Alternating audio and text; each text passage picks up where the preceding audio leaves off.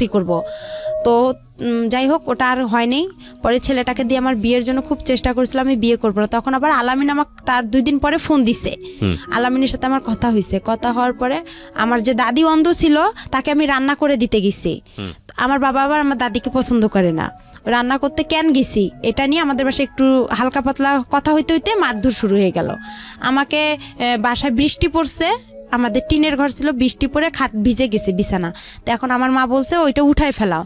তাই আমি বলতেছি এতটুকু ভিজাতে কিছু হবে না। এই সামান্য একটা কথা নিয়েই আমাকে তারা অনেক মারধর করলো। আমি প্রথমত আমার মাকে নিয়ে বলতে চাচ্ছি। আমার মা বাবা যখন বিয়ে হয় আমি অনেক ছোট, জি 4 বছর হব এরকম। মানে আপনি ছোট, মানে আপনি বিয়ের পরে আমার মা বাবা, আমি যখন আমার মা বাবার বিয়ে হয়েছে আমি জন্মের পরে, আমি 4 বছর বয়স তখনই। বাট আমার মা বাবা ছাড়াছাড়ি ডিভোর্স হয়ে গেছে। এটা কি আপনার নিজের মেমোরি থেকে বলছেন, স্মৃতি থেকে বলছেন, নাকি পরবর্তীতে বড় হয়ে শুনেছেন? আসলে বড় হয়ে বলতে আমি যখন একটু হালকা বুঝমান হই তখন দাদি ফুপু বলছে। আমি জিজ্ঞাসা করছি আপনার নিজের মেমোরিতে কি আছে? বাবা মা একসাথে থাকার কোনো মেমোরি আছে? আমার বাবা মাকে আমি একসাথে দেখিনি। আচ্ছা, আপনার মেমোরিতে নাই আপনার? হ্যাঁ, এটা বলতে পারবো না। কিন্তু আমার বাবার অবস্থা খারাপ ছিল, মা সংসারে যায় জিনিস সবকিছু নিয়ে আসছিল। নিয়ে আসার পরেও বাবা আর কি অনেক গরিব ছিল, এই জন্য মা থাকেনি, মা চলে গেছে। বাবাও ডিভোর্স দিয়ে দিছে, বাবা কোনো কিছু দেয়নি। আমার বাবা গ্রামের মানুষ, আমার মা বগুড়াতে থাকে, দুপচাচি আমার মার বাসা, ওখানে আমার মা থাকে। আমার মা ওসব পছন্দ করতো না, ওনারা একদম নিম্ন পরিবারের। বাবা খুব নিম্ন পরিবারের? হ্যাঁ, বাবা খুব নিম্ন পরিবারের ছিল, অশিক্ষিত ছিল, সে কিছু বুঝতো না, আর সে কোনো কর্মও পারতো না। আচ্ছা। তারপরে যাই হোক এভাবে মা বাবা আমার যাই হোক সংসার হইতো। শুধু একটা কারণে আমার মা আমাকে নিয়ে নাকি, আমি জানি দাদি বলছে যে মা আমাকে নিয়ে ঘুমাইছে, আমার বাবা অনেক রাতে আসছে।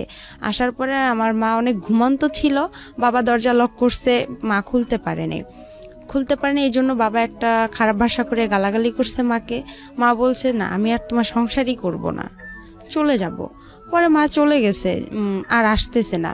পরে আমার দাদি ফুপু সবাই চেষ্টা করছে যে তাকে নিয়ে আসার জন্য। আমার মা বলছে যে না, বগুড়ার মানুষ বলতেছে আমি ওর ভাত আর খাবোই না, আমার ও বাচ্চা দিলে দিবে, না দিলে না, আমি ওর সংসার করব না। এত একটা নিম্ন পরিবারের, বাবার বাড়ি থেকে এত কিছু নিয়ে গেছি, তারপরেও আমার ওখানে জায়গা হচ্ছে না, বা ও আমার কথা শুনতেছে না, আমার প্রয়োজন নাই। তারপরে আমার বাবাকে একটা সুযোগ দেওয়া হয়েছিল যে আপনি ঘরটা ঠিক করেন, আমি আমার মার বাসা থেকে বাচ্চাকে নিয়ে বেড়ায় এসে। তারপর আমার মা বলছে যে তুমি ঘরটা ঠিক করে আমাকে নিতে এসো। পরে আমার বাবা কি করছে, সে ঘর ঠিক না করে আমার মাকে নিতে গেছে। পরে যাওয়ার পরে যাই হোক আমার মা পরে আসছে, আয়সা দেখে যে ঘর ঠিক হয়নি, না হওয়ার কারণে পরে মা বলতেছে আমি আর থাকবো না, চলে যাব। পরে আমার মা আমাকে নিয়ে চলে গেছে। আবার যাওয়ার পরে 1 সপ্তাহ পর আমার নানি বাসা থেকে মাকে পাঠানো হয়েছে নাকি আমার দাদার বাসায়। আসার পরে আমার বাবা তখন বলে আমি আর রাখবো না তোমাকে। তখনকার হিসেবে আমার মা 10,000 টাকা, 3 ভরি স্বর্ণ, আর ঘরের যা জিনিসপাতি লাগে চাল ডাল শুরু করে সে সব কিছু নিয়ে আসছে। তারপর আমার বাবা ওগুলো কিচ্ছুই তাকে দেয়নি। মা যখন আর কি চলে গেছে, যাওয়ার পর মাকে তো দেয়নি, না দেওয়ার কারণে বাবা তো ছোট বাচ্চা, আমি অনেক জিদ করতাম, অনেক খাইতে চাইতাম। একটা মেয়ে তো 4 বছর বয়স, তখন তো তার মার আদরটা সবচেয়ে বেশি প্রয়োজন হয়, বাট আমি তো সেটা পাইনি। বাট না পাওয়ার কারণে দেখা যায় আমি বাবার কাছে সে জিদটা করছি। আমার ফুপি ছিল, দাদি ছিল, আমার দাদি অন্ধ, আমার বাবার কারণেই অন্ধ হয়ে গেছে। আমার ফুপি রিলেশন করার জন্য আমার বাবাটা পছন্দ করতো না, আমার মা থাকাতে আমার ফুপি রিলেশন করতো। আর আমার মা যেহেতু ননদ আর ভাইয়ের বউ, সব ফ্রিভাবে বলতো আমার মাকে।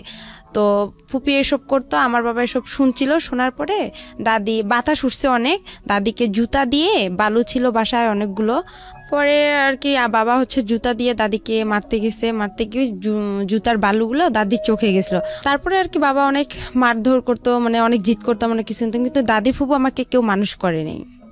সবারই পরিবার ছোট ছিল, আবার এতটা তারা অর্থ ছিল না, সবাই দিন মজুর করতো, কে আমাকে আর দেখবে, আমি তো ছোট বাচ্চা, এত কেয়ার দিয়ে তো রাখার মতো সময় নেই তাদের। পরে বাবার কাছে জিদ করতাম, বাবা এই জন্য মারতো বেশি করে। আমাকে কুয়া আছে, গ্রামের যে কুয়া, আমার বাবা আমাকে কুয়াতেও ফেলে দিছিল, শুকনা কুয়া। পরে আমার মেজো ফুপুর ছেলে আমাকে উঠাইছে ওই কুয়া থেকে। দুধের জন্য অনেক কান্না করছিলাম। আর আমার বাবা তখন থানাতে আমাদের ভ্যান্না পীরগঞ্জ বলে বড় দরগা, ওখানে থানাতে আমার আব্বা ওখানে বাবুর্চি হিসাবে কাজ করছিল। ওখানকার দারোগার ওয়াইফের বাচ্চা ছিল না, উনি আমাকে চাইছিল, আমার বাবা বলছে না দিবে না, কিন্তু সে সারাদিন সকালে যায় রাতে থাকে, থাকার পরে আসতো, মানে তারপর আমাকে সে এতটা ভালোবাসতো না। তারপর আমার মার কাছে খবরটা চলে যায়, যার পর আমার মা বলে যে ওকে দিয়ে যাও রেবাকে আমার কাছে। তো আমার বাবা বলতেছে না জীবন গেলেও দিব না। আর আমার আব্বু একটু বেশি থানা পুলিশ সে একটু ইয়া করতো, আমার মারা আবার একটু ভয় করতো যে একটা মান সম্মানের ব্যাপার আছে থানা পুলিশের, আচ্ছা ওর মেয়েকে ওই নিয়ে থাক। এভাবেই আমার মার সাথে আমার বাবার এখানেই সামর্থ্য হয়ে গেল। হওয়ার পরে আমি আর মানে তখন আমার দাদির কাছে ছিলাম, আমার রংপুরে আমার ছোট মার বাসা, ওখানে আমার আব্বু যে বাবুর্চির কাজ করতো, ওখানে যে আবার থানাতে আরেক লোক উনি জানি কি কাজ করতো এটা জানি না, বাট উনি আবার বলছিল যে এখানে আমাদের রংপুরে এক মহিলা আছে, তুমি কি তাকে বিয়ে করবা? ওই মহিলার হচ্ছে আগে বিয়ে হয়ে গেছে, এরকম তুমি যে বিয়ে করতে চাও। তো আমার বাবা বলছে আমার একটা মেয়ে আছে, কিন্তু তাকে বলতে হবে যে আমার মেয়েটা আছে, এভাবে তাকে দেখতে হবে। তারপরে যাই হোক তারা বিয়ে করছে আমাকে। তারপরে দেখা যায় মানে হালকা আমি যে একটু বুঝি যে মা কীরকম না, এতটাও বুঝি না যে আমার ওটা সৎ মা বা এরকম। ওখানে গেলাম, আমরা ভাড়া বাড়িতে উঠলাম রংপুরে শহরের ভিতরে। ভাড়া বাড়িতে ওঠার পরে আমার আব্বা ওখানে আপনার প্রথমে কাঁচামালের ব্যবসা দিল। কাঁচামালের ব্যবসা দেওয়াতে আমার আব্বু অনেক লস খাইলো। লস খাওয়ার পরে সে মানুষকে অনেক বাকি টেকে দিয়ে আমার সৎমা বাবার বাড়ি থেকে জায়গা বিক্রি করে আনছে। তারা আবার একটু স্ট্যান্ডার্ড ফ্যামিলি, সে আবার পছন্দ করতো না যে সে একদম রিক্সা চালাক ভ্যান চালাক, এটা তার একটা মানে মান সম্মানের ব্যাপার ছিল, সে চাইতো না। সে জায়গা বিক্রি করে এনে তাকে ওটা যে সে দেখে সেটাতেও লস খাইলো। পরে তাকে কি করা হলো, রিক্সাতে দেওয়া হলো। রিক্সা চালায় আমার সৎমা আমাকে আবার এতটা ভালোবাসে না, মানে সে বলে যে সতীন নাই, সতীনের কোনো বাচ্চা কাচ্চাও ভালো লাগে না, আমি কি সতীনের সংসার করব? তখন এই আমাকে নিয়ে রেগুলার আমাদের ঝগড়া হয় আমার বাবা মার। মানে আমি আর কি, আমি তো কোনো কথা বলতে পারি না, তখন আমার টাইফয়েড নিউমোনিয়া। তারপরে এভাবে আর কি মানে সে আমাকে নিয়ে তাদের খুব আপনার সৎমার ঝামেলা করতো? হ্যাঁ, অনেক ঝামেলা করতো, অনেক মারধর হইতো। এভাবেই আর কি দিনগুলো চলে গেল। 2-3 বছর চলে গেল। যাওয়ার পরে আমার নানার সৎ নানার বাসায় চলে আসলাম আমরা। চলে আসার পর ওখানে আমার মানে সবাই আর কি মানে গ্রাম অঞ্চলে ও এক কথা বলতো, ও এক কথা বলতো, মানে আমি বাট আমার মার সব কথা শুনতাম। আচ্ছা, যাতে আমি এতটুকু আমার মেধাতে ছিল যাতে সে আমাকে ভালোবাসে, আমি যাতে তার কাছে মার আপনি কি ছোটবেলাতে বুঝতেন যে আমার সৎ মা আমার আসল মা না? এটা বুঝতেন? এতটা বুঝতাম না। আচ্ছা, ওই সময় অন্য কোনো ভাই বোন ছিল না? শুধু আপনি? না, শুধু আমি ছিলাম। শুধু আপনিই ছিলেন। ওকে। তখন আমার মার এতটা বয়স ছিল না, আমার সৎ মার, ওনারও হালকা বয়স ছিল। জি। তারপরে নানার বাসায় আসলাম, আসার পর গ্রাম অঞ্চলে এক কথা বলে ও এক কথা বলে, তখন আরো আমার খারাপ লাগে। তখনই আস্তে আস্তে বুঝতে পারি যে এটা আমার সৎ মা, বা যাই হোক আমাকে অনেক মারে, এটা করে, আমি সব কাজ করি তার মন জোগার জন্য। না, এখানে একটা আছে, আমার ভাই হয় শহরে, আমার একটা ভাই, ওই আমার সৎ মার ছেলে হয়, ওই ছেলেকে শহরে তখন আমি সম্পূর্ণ দেখাশোনা করি। কিন্তু ওর যখন আমার মার গর্ভে থেকে হয়েছে তখন থেকে ওর আমি যে হাগু মুতু করে যে কাপড়গুলো আমি সম্পূর্ণ ধুয়ে দিছি, আমার সৎমাকে কিন্তু কিছু করতে দেয়নি। যাই হোক, ঠিক আছে, হ্যাঁ বলেন। তারপরে এখান থেকে আমরা চলে আসলাম আমার নানার বাসায়, শেখপাড়া, আমাদের রংপুরে শেখপাড়া। যখন আসলাম, আসার পরে ওখানে বড় হলাম আস্তে আস্তে। ওখানে আমাকে স্কুল ভর্তি করে দেওয়া হলো, প্রাইমারি স্কুলে। ওখান থেকে আমি মানে 3তে যখন উঠলাম তখন আমার বাবা কি করলো, আমার মার সাথে রেগুলার ঝগড়া হয়। আমার বাবা আবার সৎ মা, তারপরে ওনার যে ফ্যামিলি আত্মীয় স্বজনগুলো আছে তাদের সঙ্গে কথা বলে না। আবার যদি আমি একটু কথা বলি, দেখা যাচ্ছে আমার আব্বু মানে হাতের কাছে লাঠি পাবো বা যা দা বটি যেটা পাবে সেটা দিয়ে আমাকে মার শুরু করবে। আচ্ছা। আবার আমার মা কথা বলে ওনার সাথে অশান্তি শুরু করতো। মানে আপনি কার সাথে কথা বললে অশান্তি শুরু করতো? সেটা হচ্ছে আমার সৎ মার যে ফ্যামিলির যে কেউ হোক, তাদের সঙ্গে কথা বললেই সমস্যাটা? হ্যাঁ, সমস্যা করতো উনি। আমার মাও যদি কথা বললো তাও সমস্যা করতো আমার বাবা। আচ্ছা। এভাবেই দিনগুলো গেল। যখন আমি 3তে উঠলাম, 3তে ওঠার পরে আমার বাবা কি করলো, আমার মা ভ্যান কিনে দিল আমার বাবাকে। তখন আমার ছোট মামা, উনি আবার স্কুলের মাস্টার, হাই স্কুলের।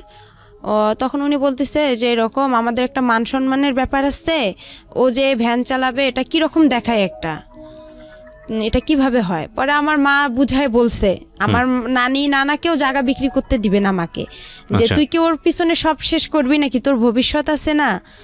তারপরে মা বলতেছে আচ্ছা দেখি আর একবার। সে তখন কি করলো, ভ্যানটা কয়েকদিন চালালো, চালার পরে বাসায় খুব ঝগড়া শুরু করে দিল। আর আমার ছোট মার মুখের ভাষা অনেক খারাপ ছিল। আচ্ছা, মানে অনেক রং কথা বলে গালাগালি করতো, আমার বাবাও অনেক রং কথা বলে গালাগালি করতো, আমার খুব খারাপ লাগতো। আমি যদি ওখানে কথা বলতাম, দেখা যেত আমার বাবা আমার মার সাথে কিছু না করতে পেয়ে আমাকে সে দেখা যায় খুব মারধর করতো, এমন মারতো যে আমার শরীর ফেটে রক্ত বের হতো। আবার দেখা যেত আমাকে রশি দিয়ে সে হাত পাও বেঁধে রাখতো, বেঁধে ঘরে বন্দি করে রাখতো। তারপরে এভাবে মারতো, মারার পরে যাই হোক সেদিন ও রাতে বাসায় কোনো খাবার দাবার কিছু আনে নেই, চাল ডাল কোনো তরকারি আনে নেই। আমার ভাইটাও ছোট, তারপরে ও একটু হাঁটে আস্তে আস্তে, ওরও মনে হয় 3 বছর কি 4 বছর। তখন বাবা কি করলো, আমি 3-তে উঠলাম, আমার ফাইনাল পরীক্ষা দিতে হবে। পরে আমার বাবা কি করলো, ভ্যানটা নিয়ে আমার দাদার বাসায় চলে আসলো, ভ্যান্ডাবাড়িতে চলে এসে আমার বাবা 2-3 দিন ওখানে থাকার পরে ভ্যান বিক্রি করে দিছে। তখন আমার সৎমা বলতেছে, আবার আমার মামা নানা নানি সবাই বলতেছে যে ওর তো বাবা নাই, ও কি খাবে এখানে, তুই না হয় তোর সন্তানরে কাজ টাজ করে খাওয়াবি, তোর মেয়েরে কে খাওয়াবে, তোর সৎ মেয়েরে। পরে আমাকে ও বলতেছে তুমি তোমার বাবার কাছে চলে যাও, কি করবো। পরে আমি যাই হোক, আমার কাছে জানি কয়েকটা টাকা ছিল, ওখান থেকে 30 টাকা কি 25 টাকা তখন বাস ভাড়া লাগে।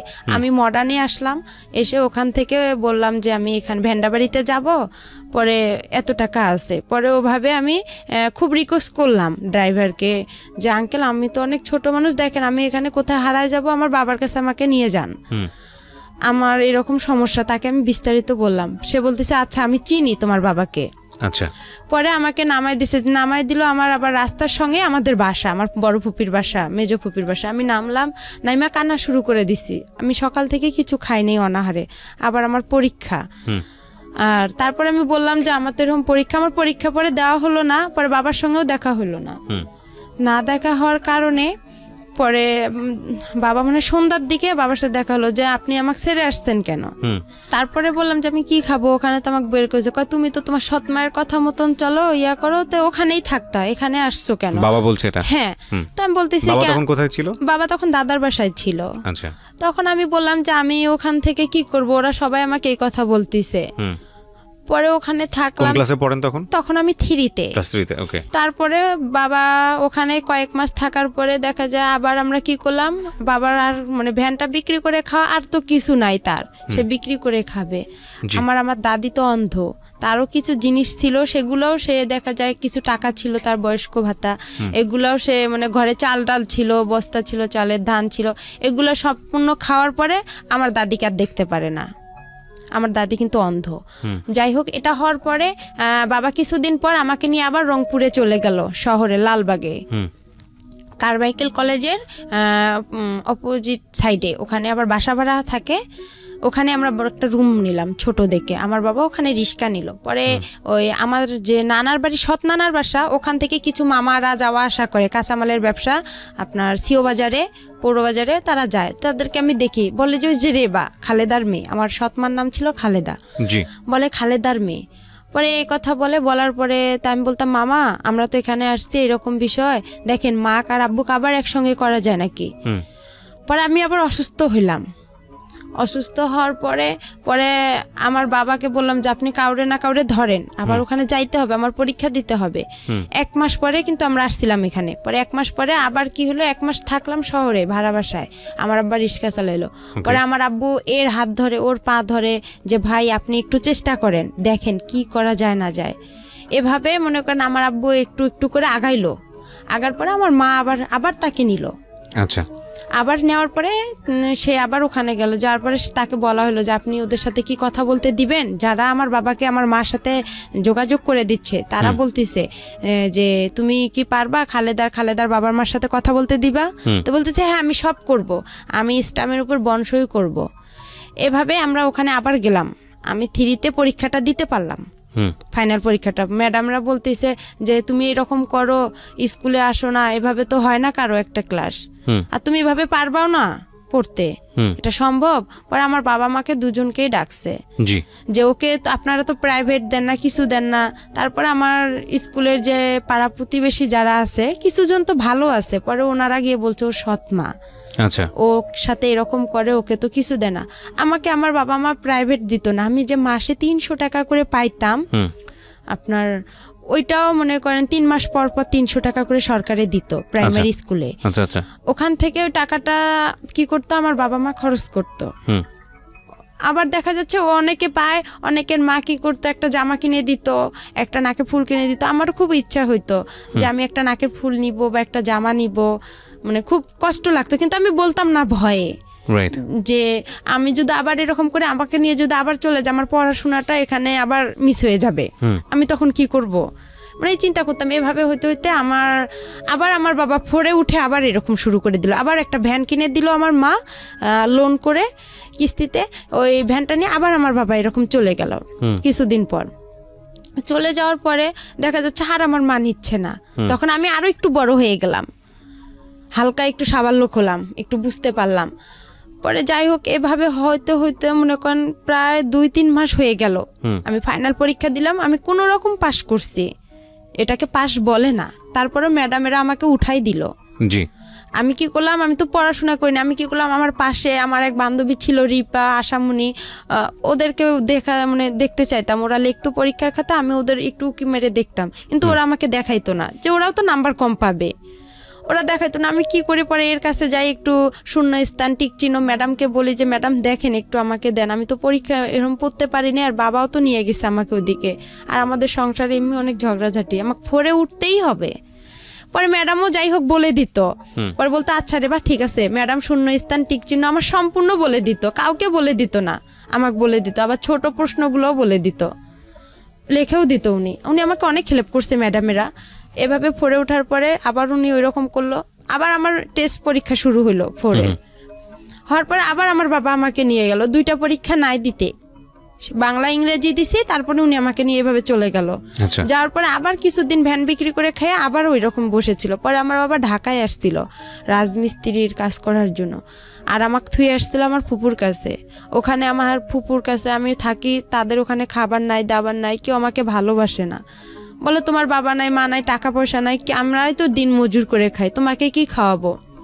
পরে যাই হোক আমি দেখা যায় ছোট মানুষ, এর ওখানে আমাকে ডাকে, ও বলে যে তুমি এটা কাজ করো তাহলে তোমাকে আমি খাইতে দিব। আমি যে যেটা বলতো তার সেটাই কথা শুনতাম, তখন আমি খাইতে পারতাম। আবার দেখা যায় আমার দাদি অন্ধ ছিল, রান্না করতে পাইতো না, কোনো ছেলে মেয়ে তাকে দেখতো না। দেখা যায় পাশের বাড়ি থেকে তার চাচাতো ভাইয়ের বউ আছে বা এরকম আত্মীয় স্বজন, তাদেরকে দেখা যায় খাবার দিয়ে যাইতো দাদিকে। ওই খাবার ওখান থেকে আমার দাদি আবার কি করতো, উনি একটু খাইতো, আমাকে ডাকতো রে ভাই, আমি আবার দৌড়ে এসে খেয়ে নিতাম। বুঝতাম না যে দাদি কতটুকু খাইলো না খাইলো, পেট ভরলো কি না ভরলো। পরে আমার বাবা ওখান থেকে আসার পরে আমার বাবার খুব অবস্থা খারাপ ছিল, সে অসুস্থ ছিল, তার পুরা শরীরে পক্স বের হয়েছিল, তার হাতে কোনো টাকা পয়সা নাই। তার মেজ বোনের কাছে থাকলাম, তারাও আমাদের খাইতে দেয় না। আর একদিন হঠাৎ বৃষ্টি আসছে, খুব জোরে বৃষ্টি, আর খুব ঠান্ডা লাগতেছে, টিন দিয়ে পানি পড়তেছে। আমার বাবার আমি শুই, কিন্তু আমার ফুপি আমাদেরকে খেতা বালিশ কোনো কিছুই দেয় নাই, বলতেছে তোমরা যেরকম অভিনয় করো সেরকম এখন থাকো, এভাবেই তোমার বেশি তেল বান্ধা গেছে, আমার বাবাকে বলতেছে। তা আমি বলছি ফুপু আমাকে অনেক ঠান্ডা লাগতেছে, দেন একটা খেতা দেন। তো বলতেছে না, সে দেয়নি। ওভাবেই ছিলাম। থাকার পরে আমার বাবা 2 দিন পর আবার রংপুরে চলে গেল। রংপুরে যাওয়ার পরে আবার ওভাবেই সে এর হাত ধরে, ওর পা ধরে ধরে আমার সৎমার কাছে গেল। আমার সৎমা তাকে আবার গ্রহণ করে নিল। নেওয়ার পরে আমি 5-এ সমাপনী পরীক্ষা দিলাম 2010-এ। দেওয়ার পরে কেউ পরীক্ষা দিতে দিবে না আমাকে, কয় ও পারবে না। আমার মা প্রতিবেশী মামিরা ছিল যারা আমার স্কুলের ফ্রেন্ডগুলো, ওরাও বলতো যে না ও পরীক্ষা দিতে পারবে না। ম্যাডামও বলতো যে না রেবা তোমার আর সম্ভব না, কেন এটা সমাপনী পরীক্ষা, এখানে ফাজলামি করার জায়গা না, আর তুমি পারবা না, তোমার কোচিং নাই, প্রাইভেট নাই, কিছু নাই, তুমি কিচ্ছুই পারবা না। পরে আমি সবার কথা অমান্য করে আমি বলছি না আমি পরীক্ষা দিবই, আমি পাইলে পাবো না পাইলে নাই, এটা আমার কোনো দেখার বিষয় নাই। তারপরে আমার সৎমাও দিবে না। এখন আমার পরীক্ষাটা হচ্ছে আমার বাসা থেকে অনেক দূরে, এখন আমাকে সকালবেলা কে রেখে আসবে, রাখার লোকও নাই। পরে আমি এতটা পড়তেও পারি না, গাইড নাই, কিভাবে পড়বো, যাই হোক একটু করে মানে যতটুকুই পড়ছি আল্লাহ আমার পাশে ছিল বিধায় আমি মনে হয় পরীক্ষাটা দিতে পারছি, পাশও করছিলাম। কোন ক্লাসে? 5-এ। ক্লাস 5-এ? হ্যাঁ 5-এ 2010-এ। পরে আমার একটা মামাতো ভাই আমাকে রেগুলার রেখে আসতো সকালবেলা, আর আসার সময় আমি হেঁটে আসতাম, বান্ধবীদের সাথে হেঁটে আসতাম, ওখানে একটা ছেলের সঙ্গেও আসতাম। ওই ছেলেটাকে আমার প্রথম 5-এ ওকে পছন্দ হয়েছিল, ওর নাম হেলাল ছিল, ওর বাসা আমাদের ওখানে পানবাড়িতে। ওকে খুব আমি পছন্দ করছিলাম, কিন্তু ও বুঝতো না যে আমি ওকে কতটা পছন্দ করি, আর আমিও বুঝতাম না যে প্রেম কি জিনিস, কিন্তু ভালো লাগতো ওকে। কোন ছেলেটাকে? এটা হেলাল, ওর নাম হচ্ছে হেলাল। আমাদের স্কুলের না, ওই অন্য স্কুল থেকে আর কি পরীক্ষা দিতে গেছিলাম আমরা। আচ্ছা, ও একই ক্লাসে ছিল? হ্যাঁ একই ক্লাসে, সমাপনী পরীক্ষা দিতে গেছিলাম। ওকে। তখন তো অন্য স্কুল থেকে দেখা যায় যে একটা বোর্ডে আমরা সবাই পরীক্ষা দিছি। পরে ও আমাদের ক্লাসেই বসতো, আমার পাশে 2জন ছেলে ছিল, আমি মাঝখানে ছিলাম। পরে ওদের দেখছি, আমি নিজেও কিছু বাসায় পড়ছিলাম, ওগুলা দেখে আমি পরীক্ষা দিছিলাম। পরে ওই ছেলেটাকে খুব পছন্দ হয়েছিল, মানে ওর সাইকেলে আমি একদিন আসছিলাম, আর বাকি দিনগুলো আমি হেঁটে হেঁটেই আসছি। আর তখন খুব কষ্ট লাগতো, আর আমি মানে অনেক কিছু খাইতে ইচ্ছা করছিল, যে পরীক্ষা দিতে আসছি আমি কিছু খাই, বা অনেকে তো খাইতেছে, আমার সেরকম টাকা ছিল না। বাবা চুরি করে আমাকে যে টাকাটা দিছিল আমি ওই টাকাটা খাইতাম না, যে টাকাটা আমি জমায় হয়। আমার আবার একটু চুল বড় ছিল, আর আমি সাজগোজ খুব পছন্দ করি। আর আগে আমি একটু চাইতাম যে আমি মানে একটা লং জামা পরবো না, একটু শর্ট জামা পরবো, একটু ভালো জামা পরবো, কম দামি পরবো না, ভালো পরবো।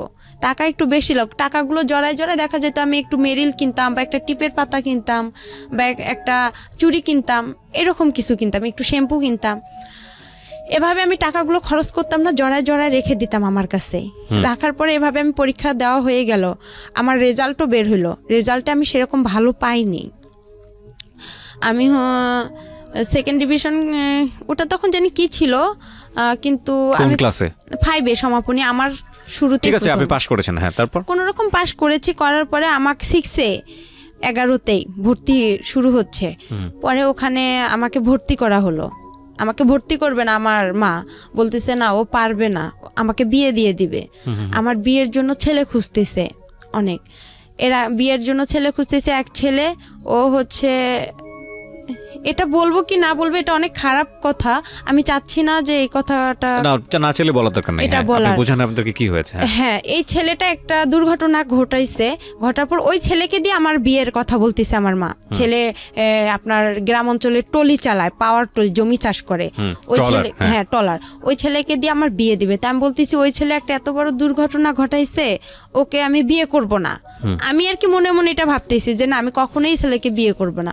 আমার বাবাও রাজি না, যে আমার মেয়ে এখনো সাবালক হয়নি, আর আমি বিয়ে এখনই দিব না। আমি যখন ক্লাস 5-এ পড়ি তখনও, বাট আমি জামা সেভাবে পরি না, সেভাবে প্যানও পরি না, খোলামেলায় আমি চলতাম। ছোট বাচ্চা, হ্যাঁ, এত বুঝতাম না যে আমি এখনো বড় হইছি, আমি ভাবতাম যে আমি এখনো ছোট আছি।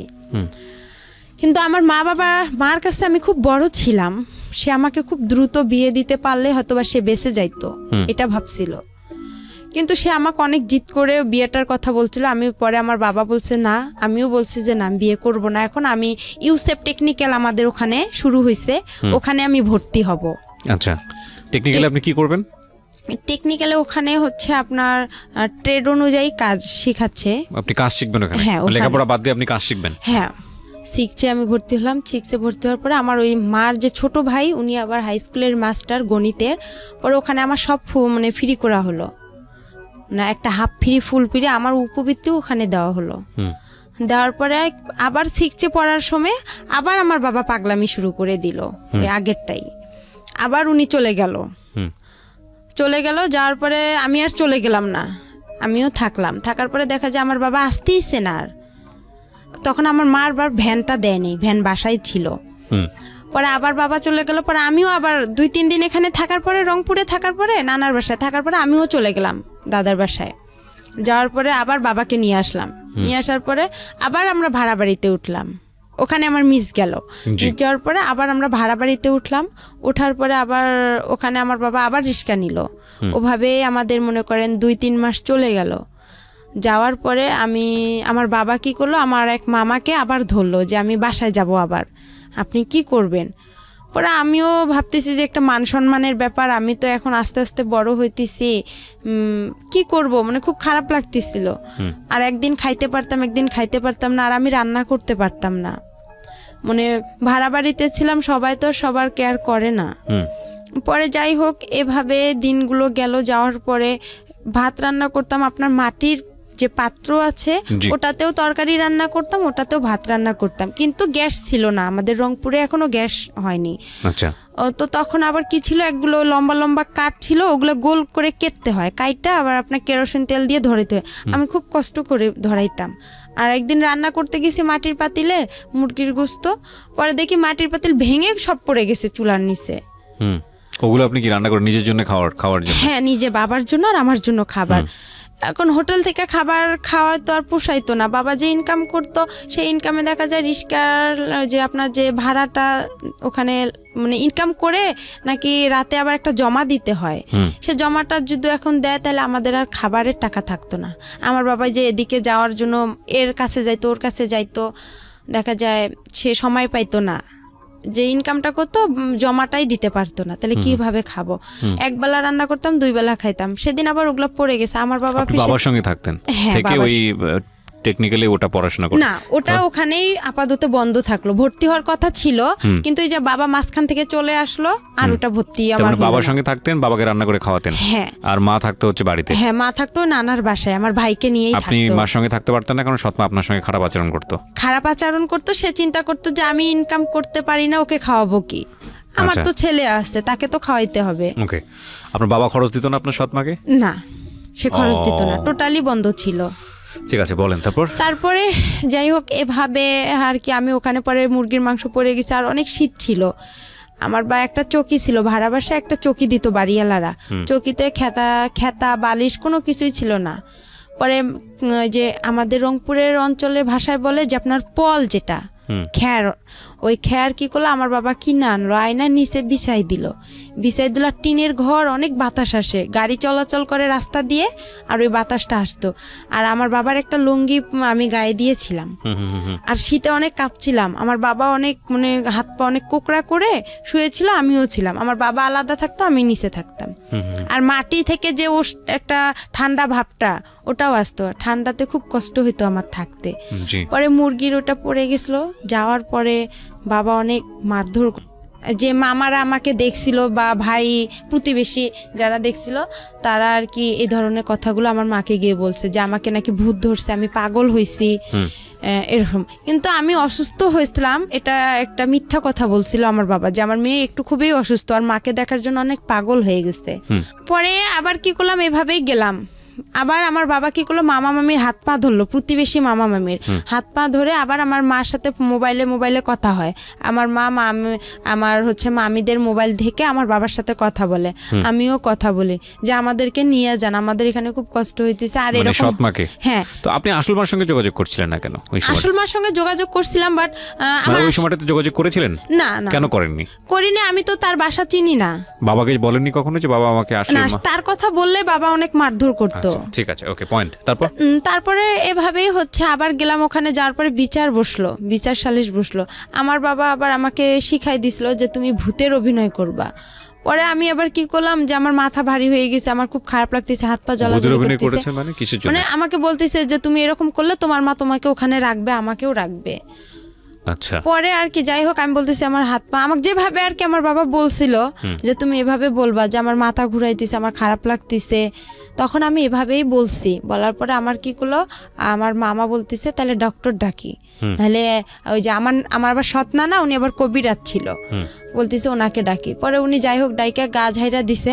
আমি আর পাইতেছি না যে আমি আর কি বলবো না, আর এসব করাটাও ঠিক না, আমি মনে মনে চিন্তা করতেছি। পরে আমি পানি টানি খেয়ে একদম ফুল রেস্ট নিলাম। পরে দেখতেছি ওরা সবাই মিলে যাই হোক আমার মা আর বাবাকে একসঙ্গে করে দিল।